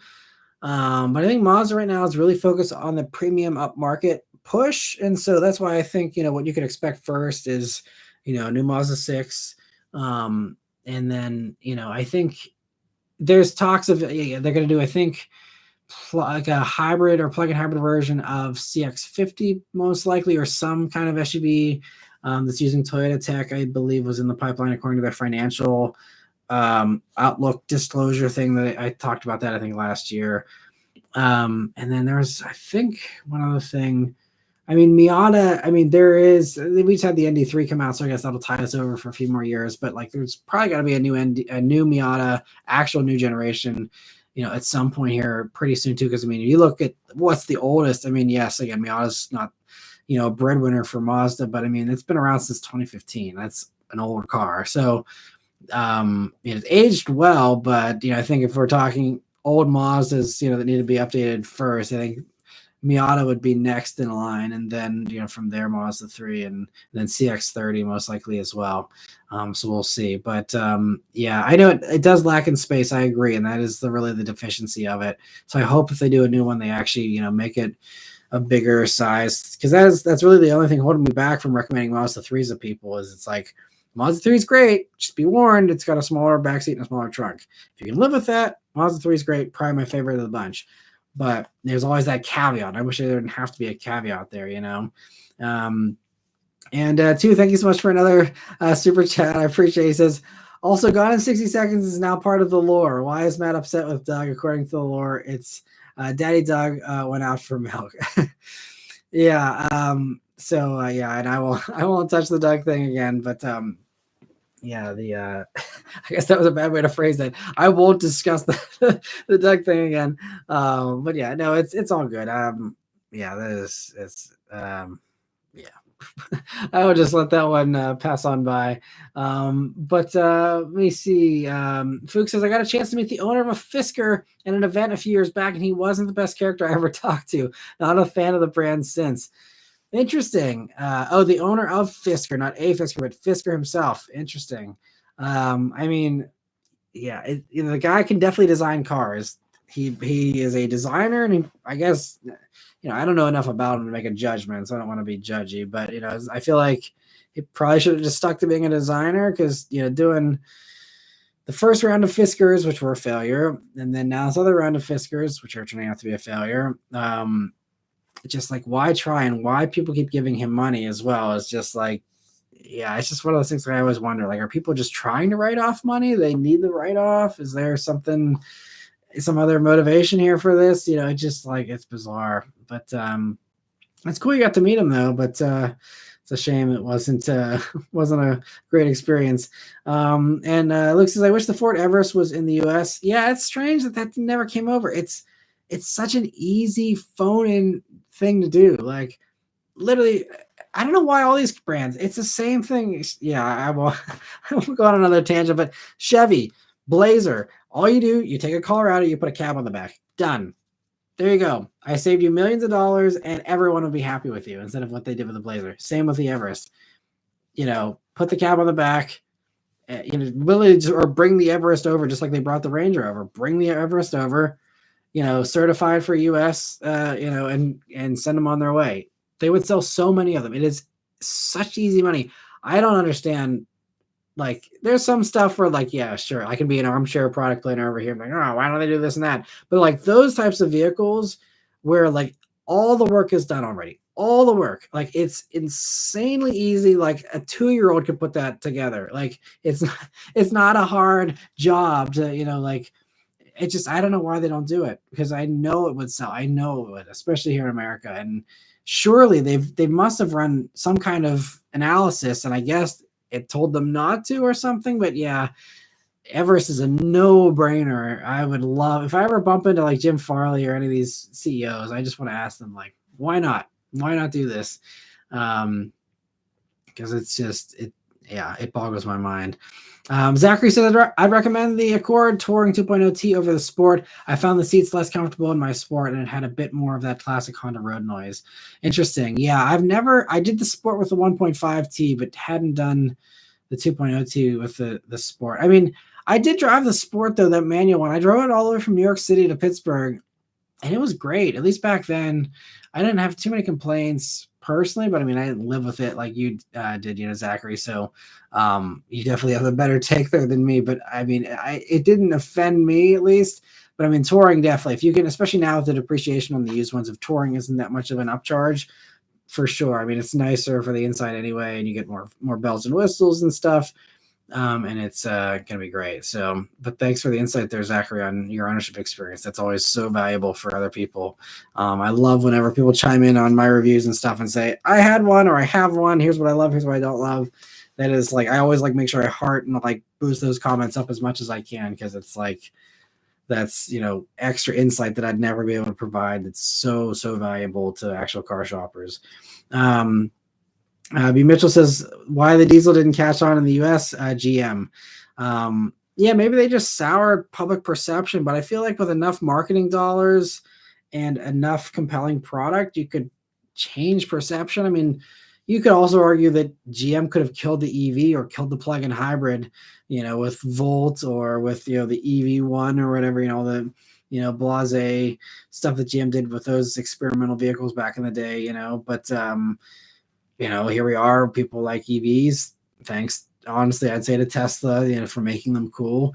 And, plug-in hybrids are making a big, strong return here. So, I don't know. I wouldn't put all the blame on GM personally. I think it's, the Dieselgate thing really sunk it a lot. I think if Dieselgate hadn't happened and you would have let diesel just do its thing, it would have probably, languished here for the next few years. But I feel like as we saw the high gas prices over the past few years, you would have seen, I think, more and more people migrate to the diesels, especially if there were deals on them. Whenever the hybrids were all hot and hard to get, if you could get the diesel, you would have had, I think, I think there would have been not as much of a jump in demand like you see for hybrids, but I think you would have seen a nice bump for diesels. And I think diesels actually could have finally had their day here in the States once you had the high gas prices. And unfortunately, hybrid just ended up being the thing that was there instead. And I mean, hybrids are great and I love them. And I think in a lot of ways they are superior to diesels, especially around town and stuff. But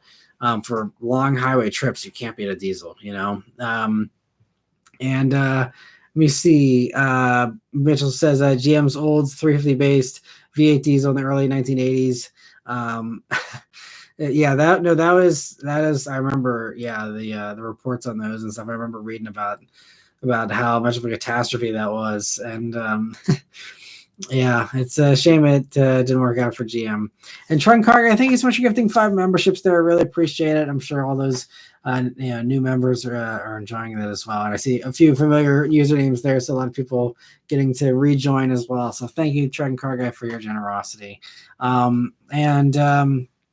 Let me see. Good Stick says subcompact cars should have had diesel engines. They would have boosted the fuel economy and the power. Subcompacts on their own are very slow. Yeah, I mean, even like I know a coworker many years ago had a Jetta diesel, and I mean that thing he drove the snot out of that thing. I mean, just beat on that car so hard, and it was still would get over 50 mpg, and was super reliable and stuff. And it was a little slow, but you drove it hard and it still had good torque and was actually pretty good. Luke says, I want more manufacturers to make compact trucks. I'd buy one faster than a deadbeat Doug goes for milk at night. I don't get the milk reference. I'm gonna have to see, maybe there's some Doug thing I'm not picking up on there. But yeah, compact trucks, another market that I can't understand why more companies aren't doing that faster. Hyundai was the only one that had an answer to the Maverick, really, and everyone else is just letting Ford just laugh all the way to the bank. And I mean, I'm sure Ford's happy about that, but it's very surprising. And Trent Carger says Fisker is proof that just because you can design a car doesn't mean it's going to be a good car. Absolutely. And Steven says, if you can have a weekend fun type car right now, price range is your heart's content, what would it be? I mean, if we're really saying there's no limit on the money, my weekend fun car would be a Ferrari 812 GTS. Hands down, I would absolutely. V12 with no roof is my idea of automotive heaven, personally. And Zachary says, we need more ranty Matt in reviews. The Nismo Z review was the best. I'm glad you like that one. Yeah, I really hope that review kind of cemented for a lot of people that I am truly saying whatever I feel like saying. There is no bias. There is no worrying about car companies being mad or anything like that. I mean, that review, I was like, if I, burn a bridge with Nissan for this, whatever, but this car just does not handle well. And it was just my take. I mean, I still think it must have been some defective tires or something, but I wasn't the first journalist to have that car. It was one of the cars that was on the launch event, so it should have been solid, I think. I don't know what was up with that car, but again, I'm going to review the car that I have. I'm not going to review what I think this car should be or what other people have told me this car is. My experience with the Z Nismo sucked. It just sucked, and it is what it is. But I'm not going to sugarcoat it or try and dance around it. It sucked. End of story. And that's what I really hope. I hope more people actually watch that video and realize because I think that's important. The integrity is important because you hear a lot of talk about people either worrying about upsetting car companies, or I've actually even heard recently among even just people that I know in the industry who just say like they actually like will send a car back if they don't like it, so they don't have to do a negative review. And apparently car companies are cool, by the way, with like sending a car and then you not doing any content on it whatsoever, and like it being a complete waste of money for them. But like they'd rather have that waste of money than have you say something bad. So like apparently this is a thing that I didn't know was a common thing of like people like just send a car back. I'm like, I don't want to do a video on this because it's going to just be like a bash. And the car company's like, oh, cool. Like, yeah, we don't want to bash. Like, sounds good. And they just like do that. That's a thing, I guess. I don't do that. I don't send cars back. You send me your, that's the job of the fleet company. That's the job of the OEMs. Send me your best thing, which your representation of your product is that you want to put out there for the world. I'm going to report on what that is. If it's great, I'll say it's great, and I'll, love it up and down, for the end of time, and rant about it every chance I get, like the GR Corolla. If it's garbage and it just isn't good, like I'm going to say that. I'm not going to pull punches. And if that somehow gets me excommunicated from car companies, great. I would brag about getting blacklisted from a car company, because to me that's like, I'm willing to put my neck out on the line. I'm willing to be honest. And that's extremely important. I mean, it's not like you're dishonest if you're sending a car back and not doing a review. Like you're choosing to just, not comment on that, and that's fine. And I don't look down on anyone who does that. But like for me, it's important to say when a car is bad. And so I absolutely, like, that is a very important thing to me, and it's one thing that I hope someday gets more appreciation, because I think there's been some people have always, I guess, thought that I've always been very positive and like I never have done negative reviews, which I don't think has ever been true personally. But a lot of people seem to have got that impression, and I hope that the Nismo Z video and any other stuff that I don't pull punches on, which is frequent. I mean, I also bashed the Aria for its like throttle tuning and brake tuning. I mean, I've had a lot of critical stuff. I think in the past year, especially, I've been very vocal whenever something's not good. Like I really get like bent out of shape about it in my videos now. And I want to do that because I want to, highlight that stuff. So anyway, speaking of ranting here in the live stream, but yes, that's a very important thing. And I think that, for you viewers as well, whenever you're out there watching stuff, like it's important, I think, to, the people that you trust to give you information on cars, that they are people who, are willing to, just be completely honest, even if it's inconvenient. Anyway, moving on though, Vishal says, I saw a nice new Black Z for the first time this week. Sad it took this long to see one. Vishal, I also just finally saw, I think actually my first Z on the road this past week. I was just driving around at night and I was like, holy crap, there's a new Z. First time actually seeing one out in the wild outside of the press car that I had. It was just like crazy. Someone finally bought a Z. I can't believe it. They're just like next to impossible to find around here. Although there's plenty of them at dealers, just dealers aren't budging or people don't want them, one or the other or both. Saturday says, I think it sucks GM took all the EVs from customers and destroyed that first EV in the 90s. It is a shame. Yeah, you would have think, I mean, even just for history's sake, they would want to, keep that around. And Vishal says, the regular Highlander potentially going electric makes perfect sense. Something to compete with EV9. I agree. It's going to be a really hot segment, I think, as we go forward. And yeah, it's and I actually just had an EV9 for a week recently. I'll be doing a follow-up video on that here in the next few weeks. But yeah, EV9 is great, and I think it makes a lot of sense for sure. Whenever I heard that report, I was like, ding, ding, ding, like perfect solution for this very congested Toyota lineup that we have right now. Start to differentiate stuff out with EVs and gas. I think that makes a lot of sense. And Jeremy, thank you so much for being a member for 2 years. I do need to do that updated membership badge there, because I know you're one of the earliest members there, and I want to make sure that you have a new badge to celebrate 2 years of your support. Thank you so much once again. I can't say it enough. It really means a lot. It really does. Anyway, he says, hey, Matt, would you take a used 718 GT4 or an Audi R8? They're somehow very close in price. I didn't realize this in the used market. Also, yeah, I remember for 24 months. Yeah. I didn't know they were that close.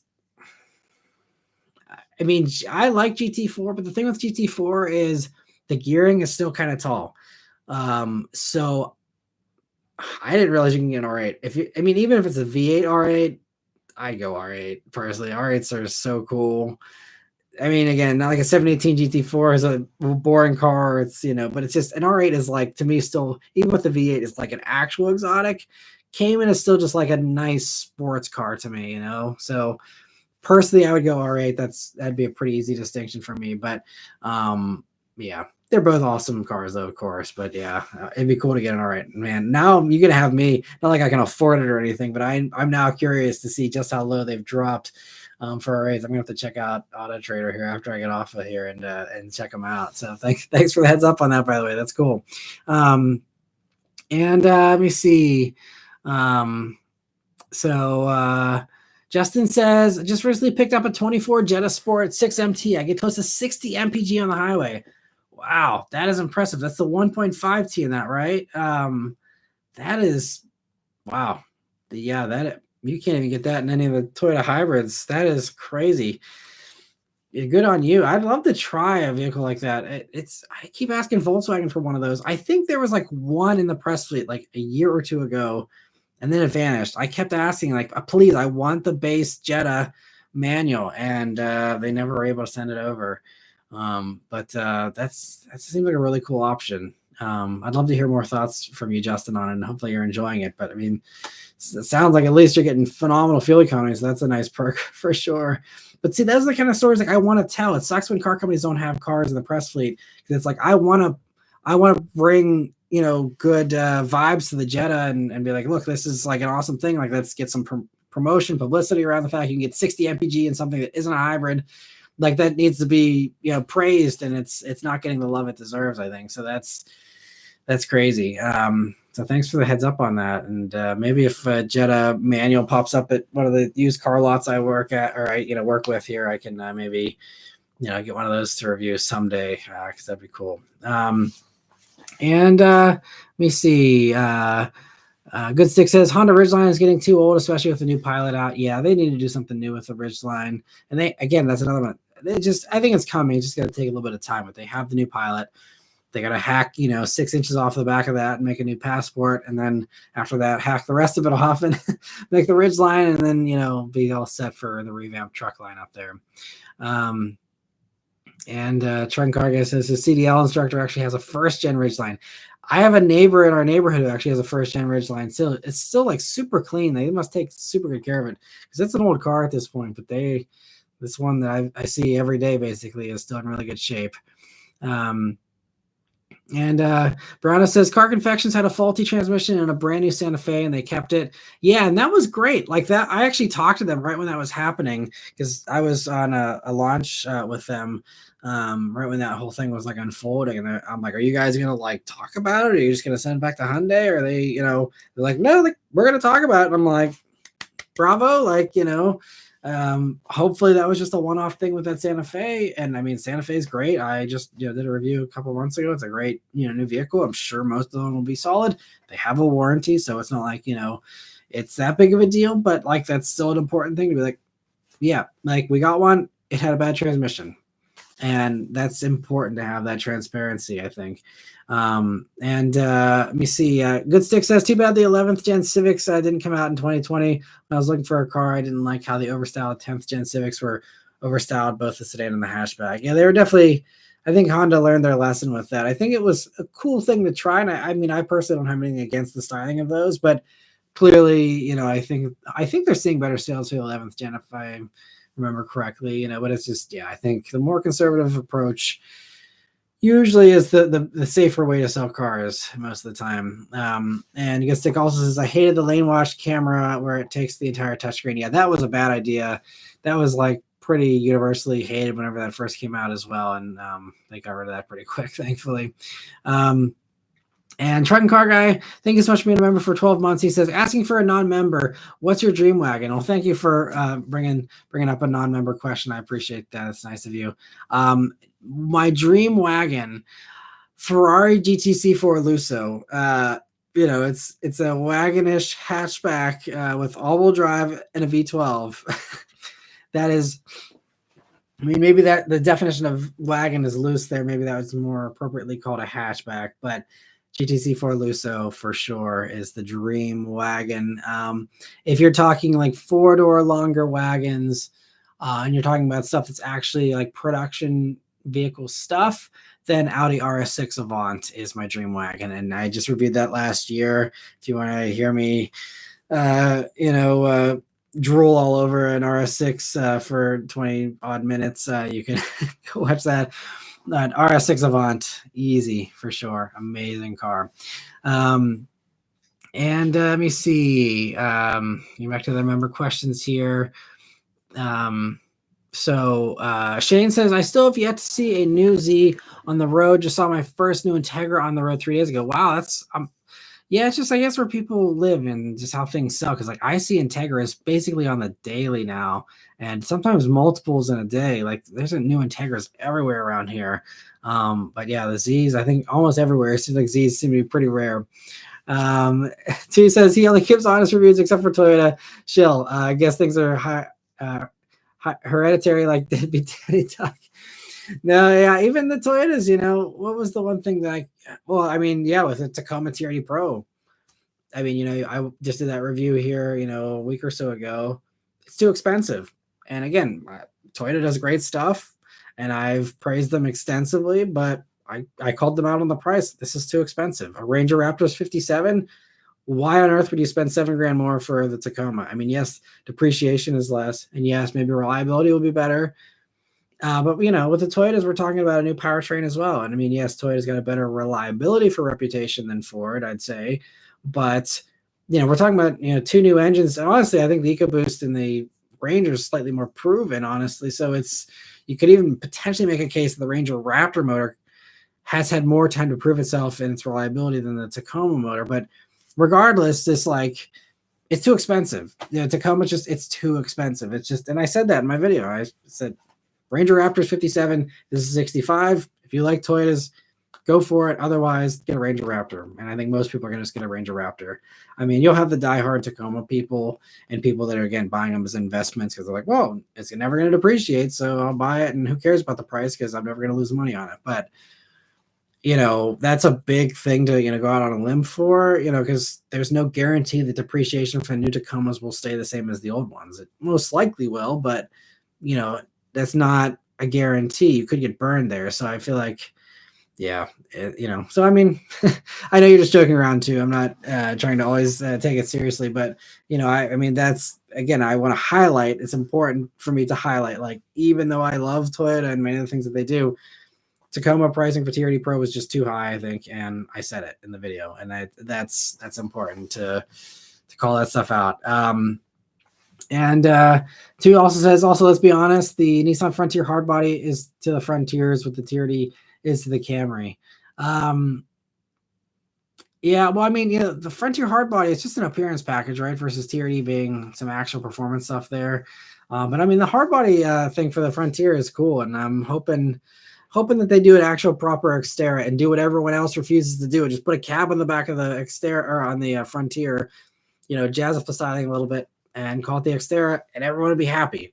Literally all they have to do.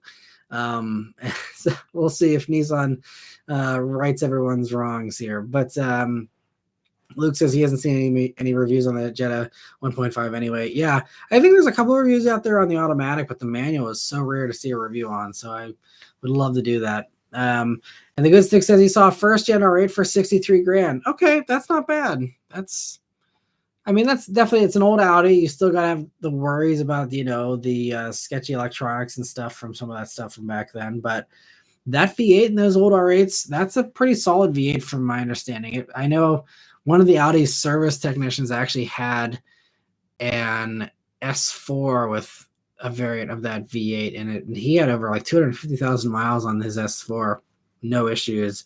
Again, that's anecdotal evidence, but from what I've heard, the general consensus is that V8 is actually a really solid motor, as are the V10s, to be completely honest. Those V10s also done 6-figure mileages, no problem. But yeah, I think R8s probably would be a pretty reliable Audi if you had to take a chance on one, as far as old German vehicles goes. Saturday says, what makes an exotic?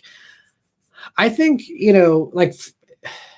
I know the Cayman is also mid-engined, but I think the proportions, a larger mid-engine vehicle to me is a little grander. Maybe it's just me, talking out of my butt here, but like to me, VR8 also had underpinnings with the Lamborghini Gallardo, so for that reason, it's a little more exotic just because of its roots. Again, not like Porsche's anything to sneeze at, and it's a mid-engine car and all that, so it's still exotic-ish, but they're also, relatively speaking, not as expensive. So also, kind of downgrades a little bit as far as the exoticness, in my opinion, at least. But I know a lot of people do consider Porsche to be kind of exotic like as well, but for me, Porsche has always been like a solid like sports car, high-end sports car brand, but never really exotic outside of the special. I mean, I'd say GT3 RS and stuff is in the exotic realm, but the 718s to me are not. They're not quite that special. They're amazing cars. I mean, my buddy has a GTS 4.0, amazing cars. I love them. They are special cars, but they're not exotic special, if that makes sense. But let me see. Vishal says their Santa Fe replacement transmission is having issues now too. Oh, interesting. I haven't heard that. I haven't chatted with them in a few weeks, so I didn't hear about that. Boy, well, that is not great because I mean, I thought Hyundai. Well, so they've revised the dual clutch in that more powerful Santa Fe. So it was supposed to be better because there was issues with that dual clutch in like the Sorrento and stuff a few years back. And this is a new iteration and it's in the Santa Fe. So I was assuming, I mean, the engineers like told us like they improved stuff in it for better durability and all that stuff. So I'm surprised if they've got something wrong there or what the deal was. That's interesting. Very interesting. Anyway, Robert, thank you so much for a super chat. He says, hey, Matt, if Ford were to come out with a new Bullet, would you sell your current one? Also, keep up the good work. I appreciate that, Robert. If would I want a new Bullet if it came out? Not really. To me, the S550 generation is the perfect Bullet, and in my mind, it's still just like the perfect car. I can't think of really anything that S650 could do that would make me want to give up an S550. Instead, I think, I like how they have like the new retro gauges they just introduced, 2 weeks ago for the S650s that you can get. That is one thing I would have loved to see on the 2019. But that's not enough reason to swap. And, I just think, the taillights and stuff are more close to the 68 on the 2019s versus the new modern taillights that to me just, I mean, they're still the tri-bars and stuff, but it's just not quite as retro looking. The way they elongated the tail and stuff a little bit, it just all, I think they've kind of gone away from the 68 versus like the actual S550 Mustang. The designer literally said like our inspiration was the 67 and 68 fastbacks. Like that was, and so that's why that sloping roofline is the way that it is. That's why, the way everything's sculpted and stuff is, it was going for that look. And I think they kind of have gone away from that a little bit. So I think that, if they do a new one, which I'm really skeptical about anyway, but if they do, again, it also these days, I mean, it would be a $65,000-$70,000 car, which, I mean, at least right now, definitely not something I could certainly afford. And I would have a hard time justifying that, again, especially because of how much I love the S550. So I would honestly, like, the only thing that would tempt me like away from getting it, like I love the S550, that's my favorite. My second runner up I think would be just going to an 08, because I think the 08 kind of is actually a better Bullet in some ways because it has the round headlamps. It's simpler. You have the retro gauges. You have less power because because again, me wanting it to be like the movie car, Bullet wasn't insanely fast. The 2019 would leave it for dead. I mean, it was souped up and it was a very punchy motor for the time and stuff. But I feel like, it was similar in power levels to like what you see on the 08s and stuff. So, if I were to ever get rid of the S550 for another Mustang Bullet, it would probably be an 08 before it would be the new one. Or, I mean, honestly, if you're talking 70 grand or something for a new Bullet, for a 2028 Bullet or whatever, at that point, I could probably get a decent 1968 real bullet clone for that kind of money, which is really the ultimate. Like if I'm going to be spending that kind of money someday on something bullet related, oh man, I would love a 68. That would be, I think right now though, they're like over 100 grand now for like an actual well done one. But even if I got like a janky one for 75 or something, like even that would be the ultimate to have like the real deal basically. So yeah, and also I don't think a new bullet's going to happen. There's just not enough appreciation, I think, for it to justify a new generation. And I don't think Ford's as into it as they were back then with the 2019s and stuff as well. And I think that's kind of all faded. So that generation is kind of aging out of that stuff, especially by 2028 and all that. I don't see another bullet happening personally, but it wouldn't appeal to me, I don't think. But thank you again, Robert, for the super chat there. And let me see. Vishal says new Integras are everywhere around me. Definitely seems to be regional, depending on how common they are. Yeah, seems to be. Luke says, my friend bought a Toyota Crown the other week. I really wish they made the Crown a Sportback.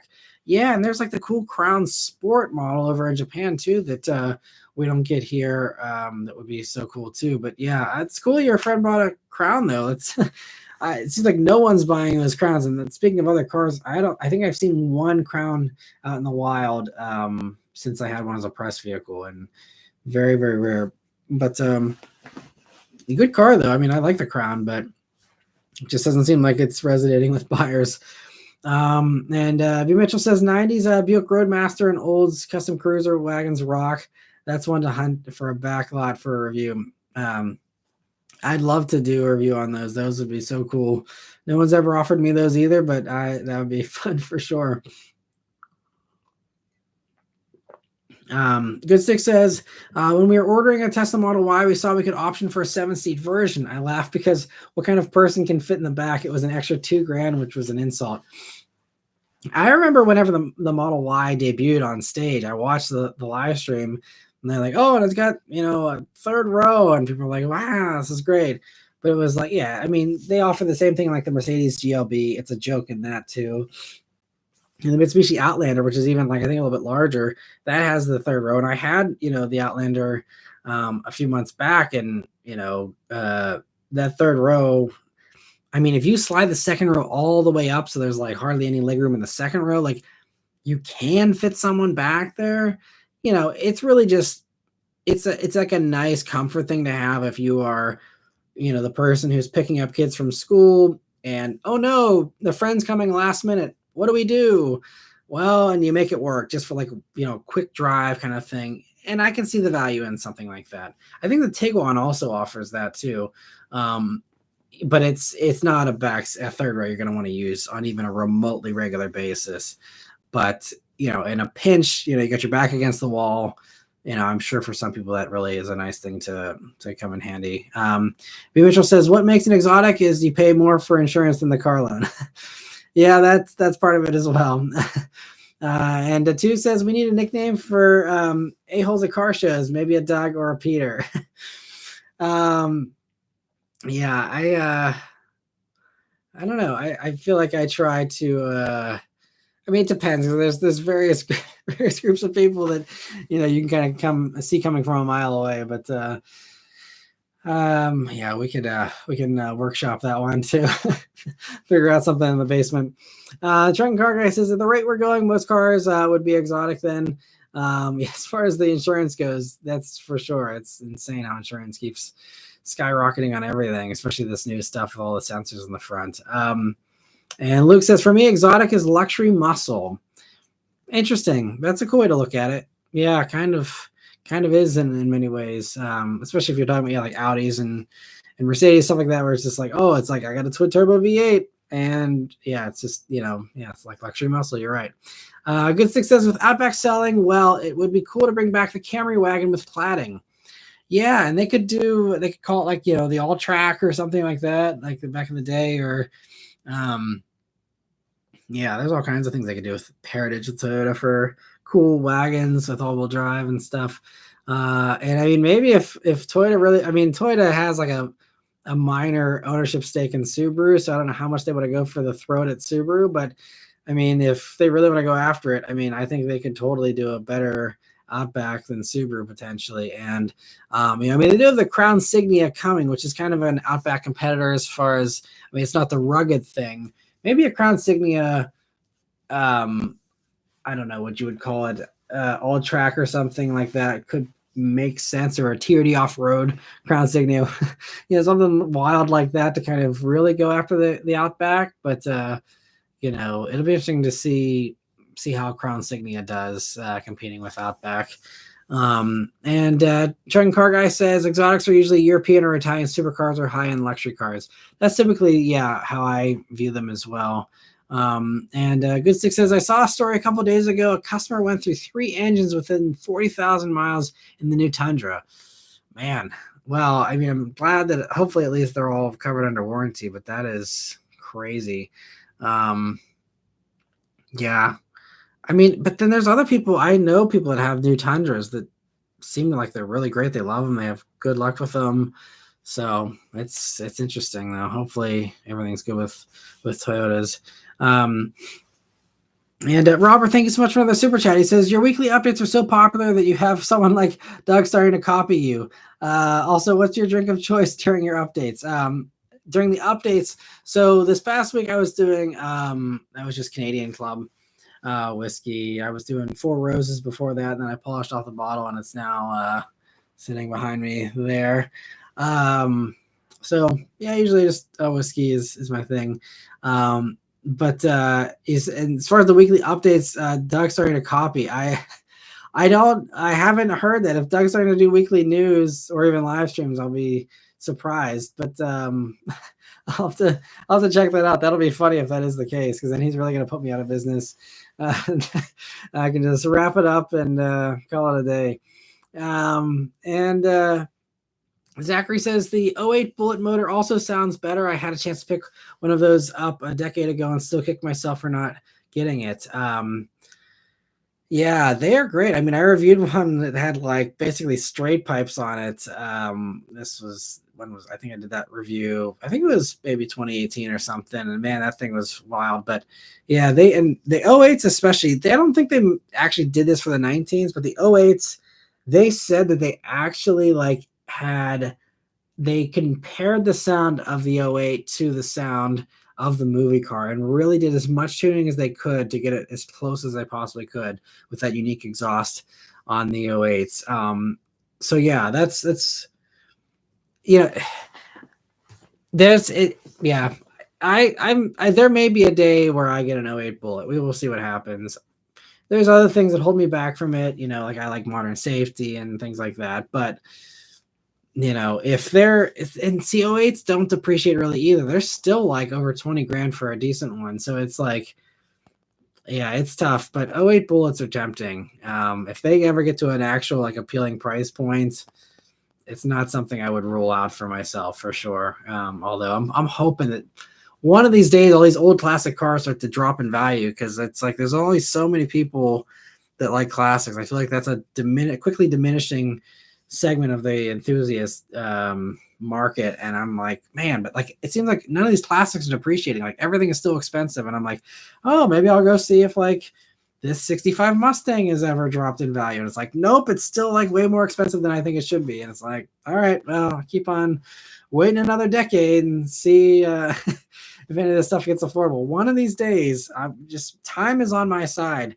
I will have all my classics, I think, someday, whenever they're super cheap, when no one wants or knows how to work on or drive any of these old stuff from the 40s, 50s, and 60s that I'm hoping to someday pick up. But anyway, Vishal says, what do you think of the new 5 Series? A friend of mine is looking into a 5 Series, but we both hate the new one. He's now looking into CPO'd 2023 540i's. I've never driven the new one or even sat in the new one, so I can't say anything about the new one. It sounds like BMW may be coming around to starting to send me press cars. I have tentatively scheduled one from them that they're giving me this summer. Hopefully, no sudden movements. Everything can stay nice and calm, and they actually send it to me, and it all works out. But so hopefully, I will be able to have some kind of opinions on new BMWs at some point here. But as far as the prior gen, I did a 2020 540i, and I thought it was peak 5 Series. That's what I titled the video. I think it's great. They're still very easy as far as the tech. They're great cars, fantastic setup, really comfortable, really powerful, great aftermarket support. It seems like really solid cars. Seem like they're pretty reliable for the most part. Electronics again could get wonky, so I would try and get some kind of, if you have a CPO one, that's great. Give you the extra warranty coverage. I'd even probably extend it beyond that if they're going to keep it a long time. But I think that's the way to do it, is get a CPO one. And yeah, I think that sounds like a solid idea versus getting a new one, which again is going to be so much more expensive too.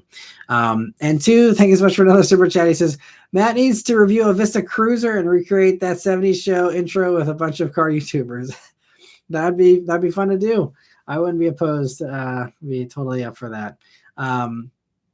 Let me see. Zachary says, speaking of luxury muscle, I think that's why Lincoln cars fizzled out. They didn't compete with the performance of Cadillac or the Germans. I think so. I think that's kind of what hurt them in the 2010s whenever everyone was going for that. But like now we're seeing luxury kind of coming back as the first and foremost thing, and performance kind of taking a backseat in a lot of ways.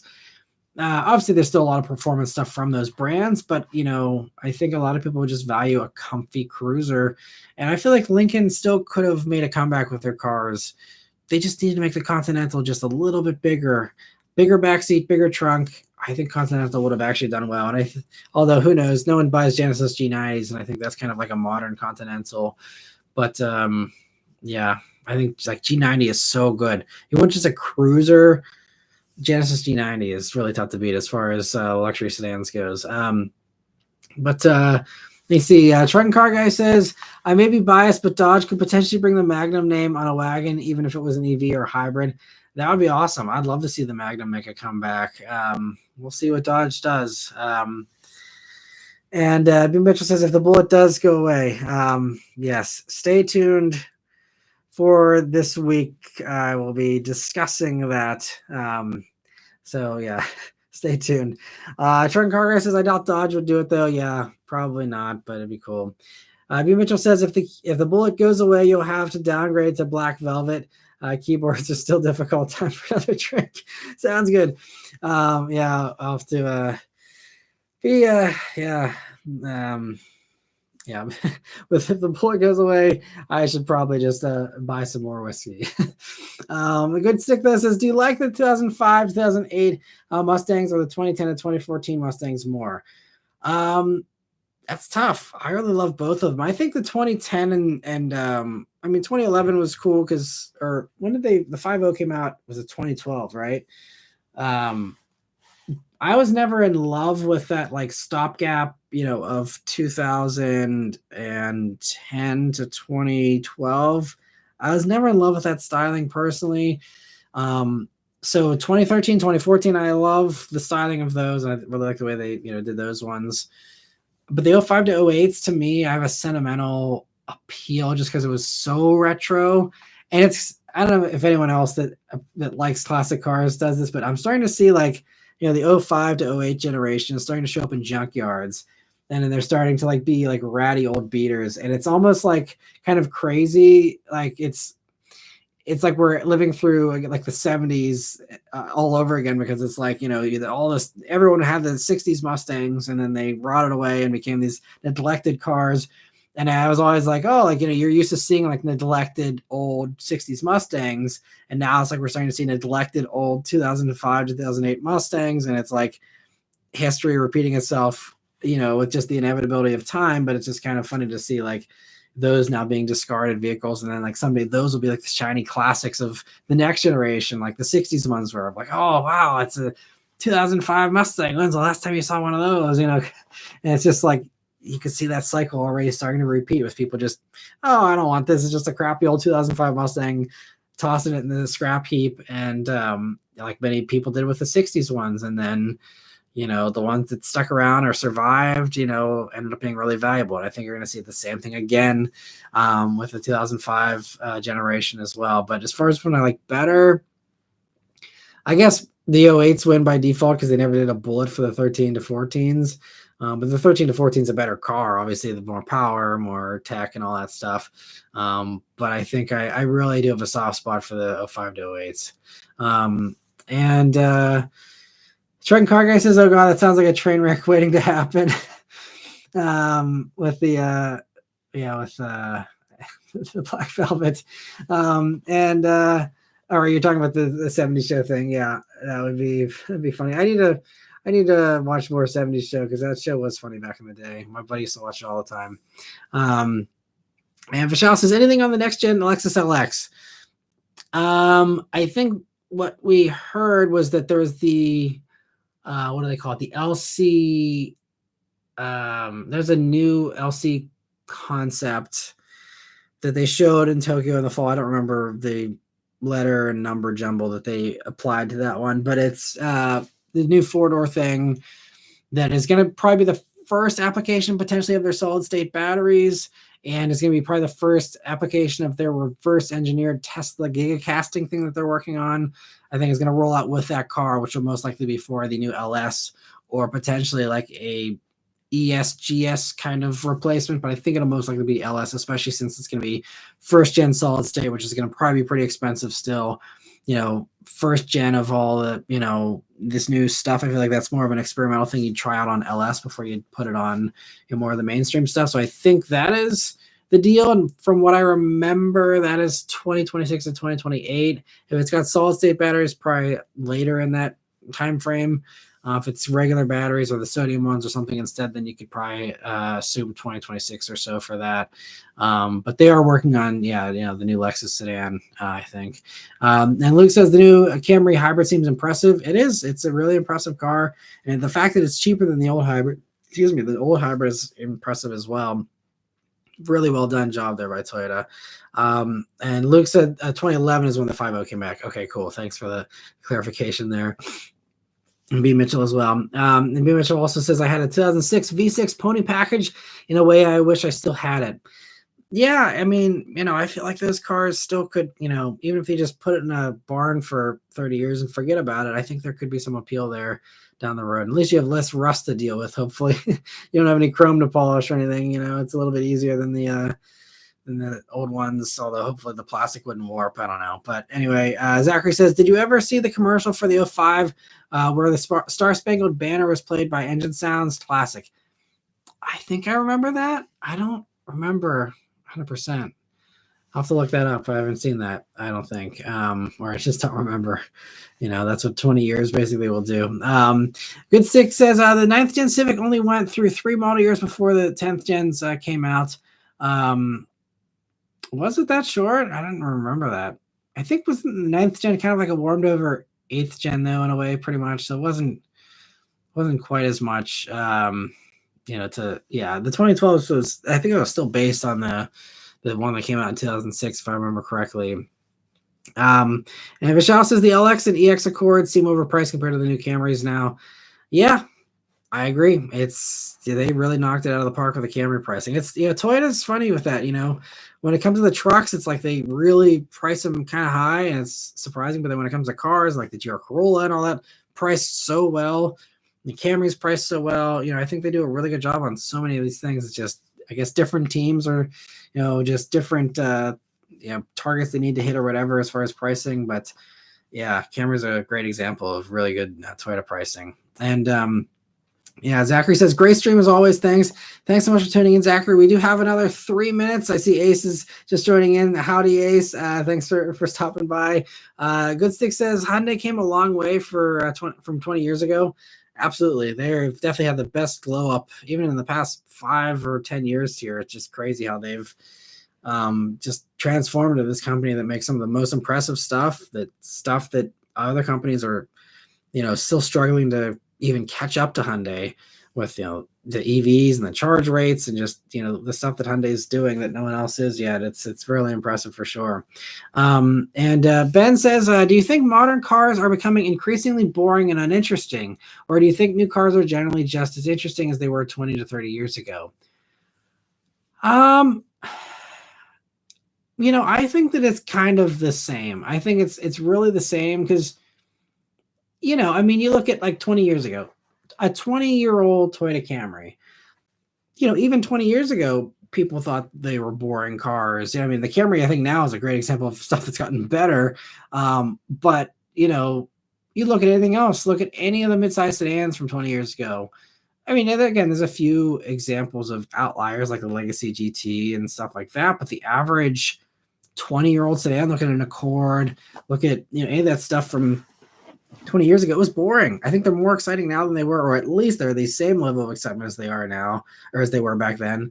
I think there's different. I think what has changed is the car landscape. It's like the cars themselves. If you're talking about a car that's been around for this whole time period, I think they have maintained or improved on their appeal.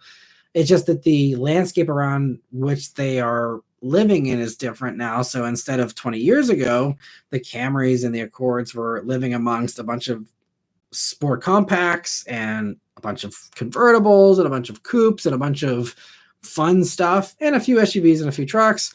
Now the Camrys and the Accords are living alongside a zillion F-150s, just everyone having a crossover and SUV. And, again, you could argue that is more exciting with the rugged thing and everyone feeling like they can, go climb Mount Everest in their SUV or whatever. But I feel like, at least if you're an enthusiast, as far as excitement from driving excitement goes, I think that, the selection has gotten less exciting. There's less of the fun stuff out there, but the stuff that has survived through those generations, I think, has gotten better. But I think cars as a whole, again, it comes down to your perspective. If you are an enthusiast and someone like myself who loves the sport compacts and loves affordable performance, then there's less to pick from, but that doesn't make it boring or uninteresting. I think that we have the best sport compacts we've ever had in all of history, with GR Corolla, with Civic Type R is the best Civic Type R they've ever done, in my opinion.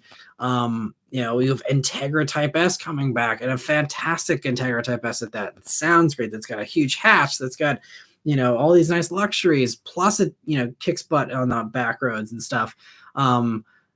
There's just less of them. We're talking about 3, 4, 5 vehicles now versus 15 or 20. There was a bunch of stuff. Everyone had fun stuff all the time. And, people bought them in decent numbers. You actually saw them more than once a year, and you saw more than, 5 of them ever come through the dealer, things like that. There was more commonality there. So everyone had a chance at that fun, and it wasn't quite as elusive and exclusive as it is now with, higher pricing and stuff. I mean, adjusted for inflation, a lot of that stuff was just as expensive, but it just seemed like it was more obtainable back then than it is these days for a lot of that stuff. So I think that is the downgrade as far as, the car world has gone on, but I think, we're seeing the fastest cars we've ever seen. Whether you're talking the muscle car wars, which are now just fizzling out, but, we had a great decade of that, or you're talking about just all these insanely fast EVs. You can get a brand new Tesla Model 3 Performance. There's a 2.9 seconds 0 to 60 for under 50 grand. That was the stuff even a few years ago of exotics only. And 20 years ago, nothing, no matter how much money you had, unless you're doing some crazy, alcohol fueled dragster, you weren't getting a 2.9 seconds 0 to 60 in anything. So we're really in, I'd say, the most exciting times from a performance standpoint in many ways.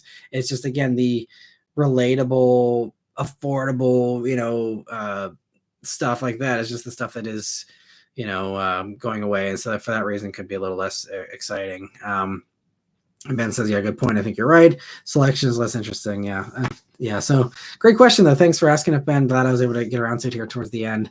We get a few more member questions roll in here, so I'll answer those, and then we will sign off here. But Luke says, about to watch your '08 Bullet review. It's a good one.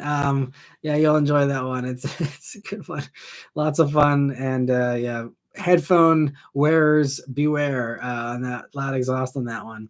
And Michelle says, do you prefer Honda hybrids or Toyota hybrids overall, and how they drive?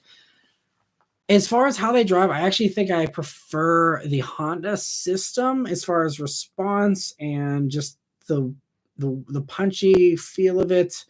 But Toyotas are getting better. They were a little less exciting with the way the CVT was set up in those but I think that, like the new Camry is really pretty well done now, and they're getting better and better with their hybrid stuff. So like, it's I say as far as regular hybrids, I still think I slightly prefer Honda, but Toyota's like they're really basically kind of equal in my mind as far as driving enjoyment and how well done they are. And now that the Toyotas have a little bit more punch, I think it makes the Camry like more appealing over the Accord for that reason as well, in addition to the other, reasons. But yeah, they're both really good. Steven says, besides your Mach E, have you had if you had to buy a non-EV family car, what would it be? I have a whole list of like stuff. It depends on the price point as far as what I would buy if it wasn't a non-EV, or if it wasn't an electric vehicle. As far as regular ordinary stuff, Mazda CX-5 is my favorite compact SUV in the segment. Luxury stuff, around the same price point as the Mach-E. I think like if Beth and I, if we were not going to get an EV, we probably would have ended up in a Genesis GV70. We love the GV70, the styling. I still love the styling. Every time I see one on the road, I'm like, what a good looking car. It's just, oh man, they just still knocked out of the park with that thing. And it drives great. It looks great. Great warranty coverage and all that. Really luxurious. GV70 is definitely my favorite in that, luxury compact segment. Outside of that, if you're talking like sedans and things like that, I like both Accord and Camry these days. And even Sonata though, the nice, refresh for Sonata, K5 is great. It really comes down to price point, I think, at the end of the day, and, what exactly you need and want. But for us, it would have probably been CX-5 or GV70, since we probably want to stick with the, SUV. It would have just come down to, the price point there, but those would be our top two picks. And Goth Rocker says, sad to see Subaru do away with the legacy. I love my 06 GT. They were great. Yeah, I love my Spec B2. Just fantastic cars for sure. I agree. Good Stick says, cars now learned that it's important to not feel cheap, unlike 10 to 15 years ago. Yeah, you got to have good feeling stuff these days. All right, well, we have reached the end here. Got a few minutes over. I see there's some other questions. I'd love to keep chatting, but I gotta sign off here. I am headed for a little fun filming trip very briefly tomorrow for a privately owned vehicle, which is something I haven't done very often, but I'm going to try and do them a little bit more here and there. And it's going to be a fun one. It should be a very entertaining one. I won't say what, because I will let the members know soon on that one.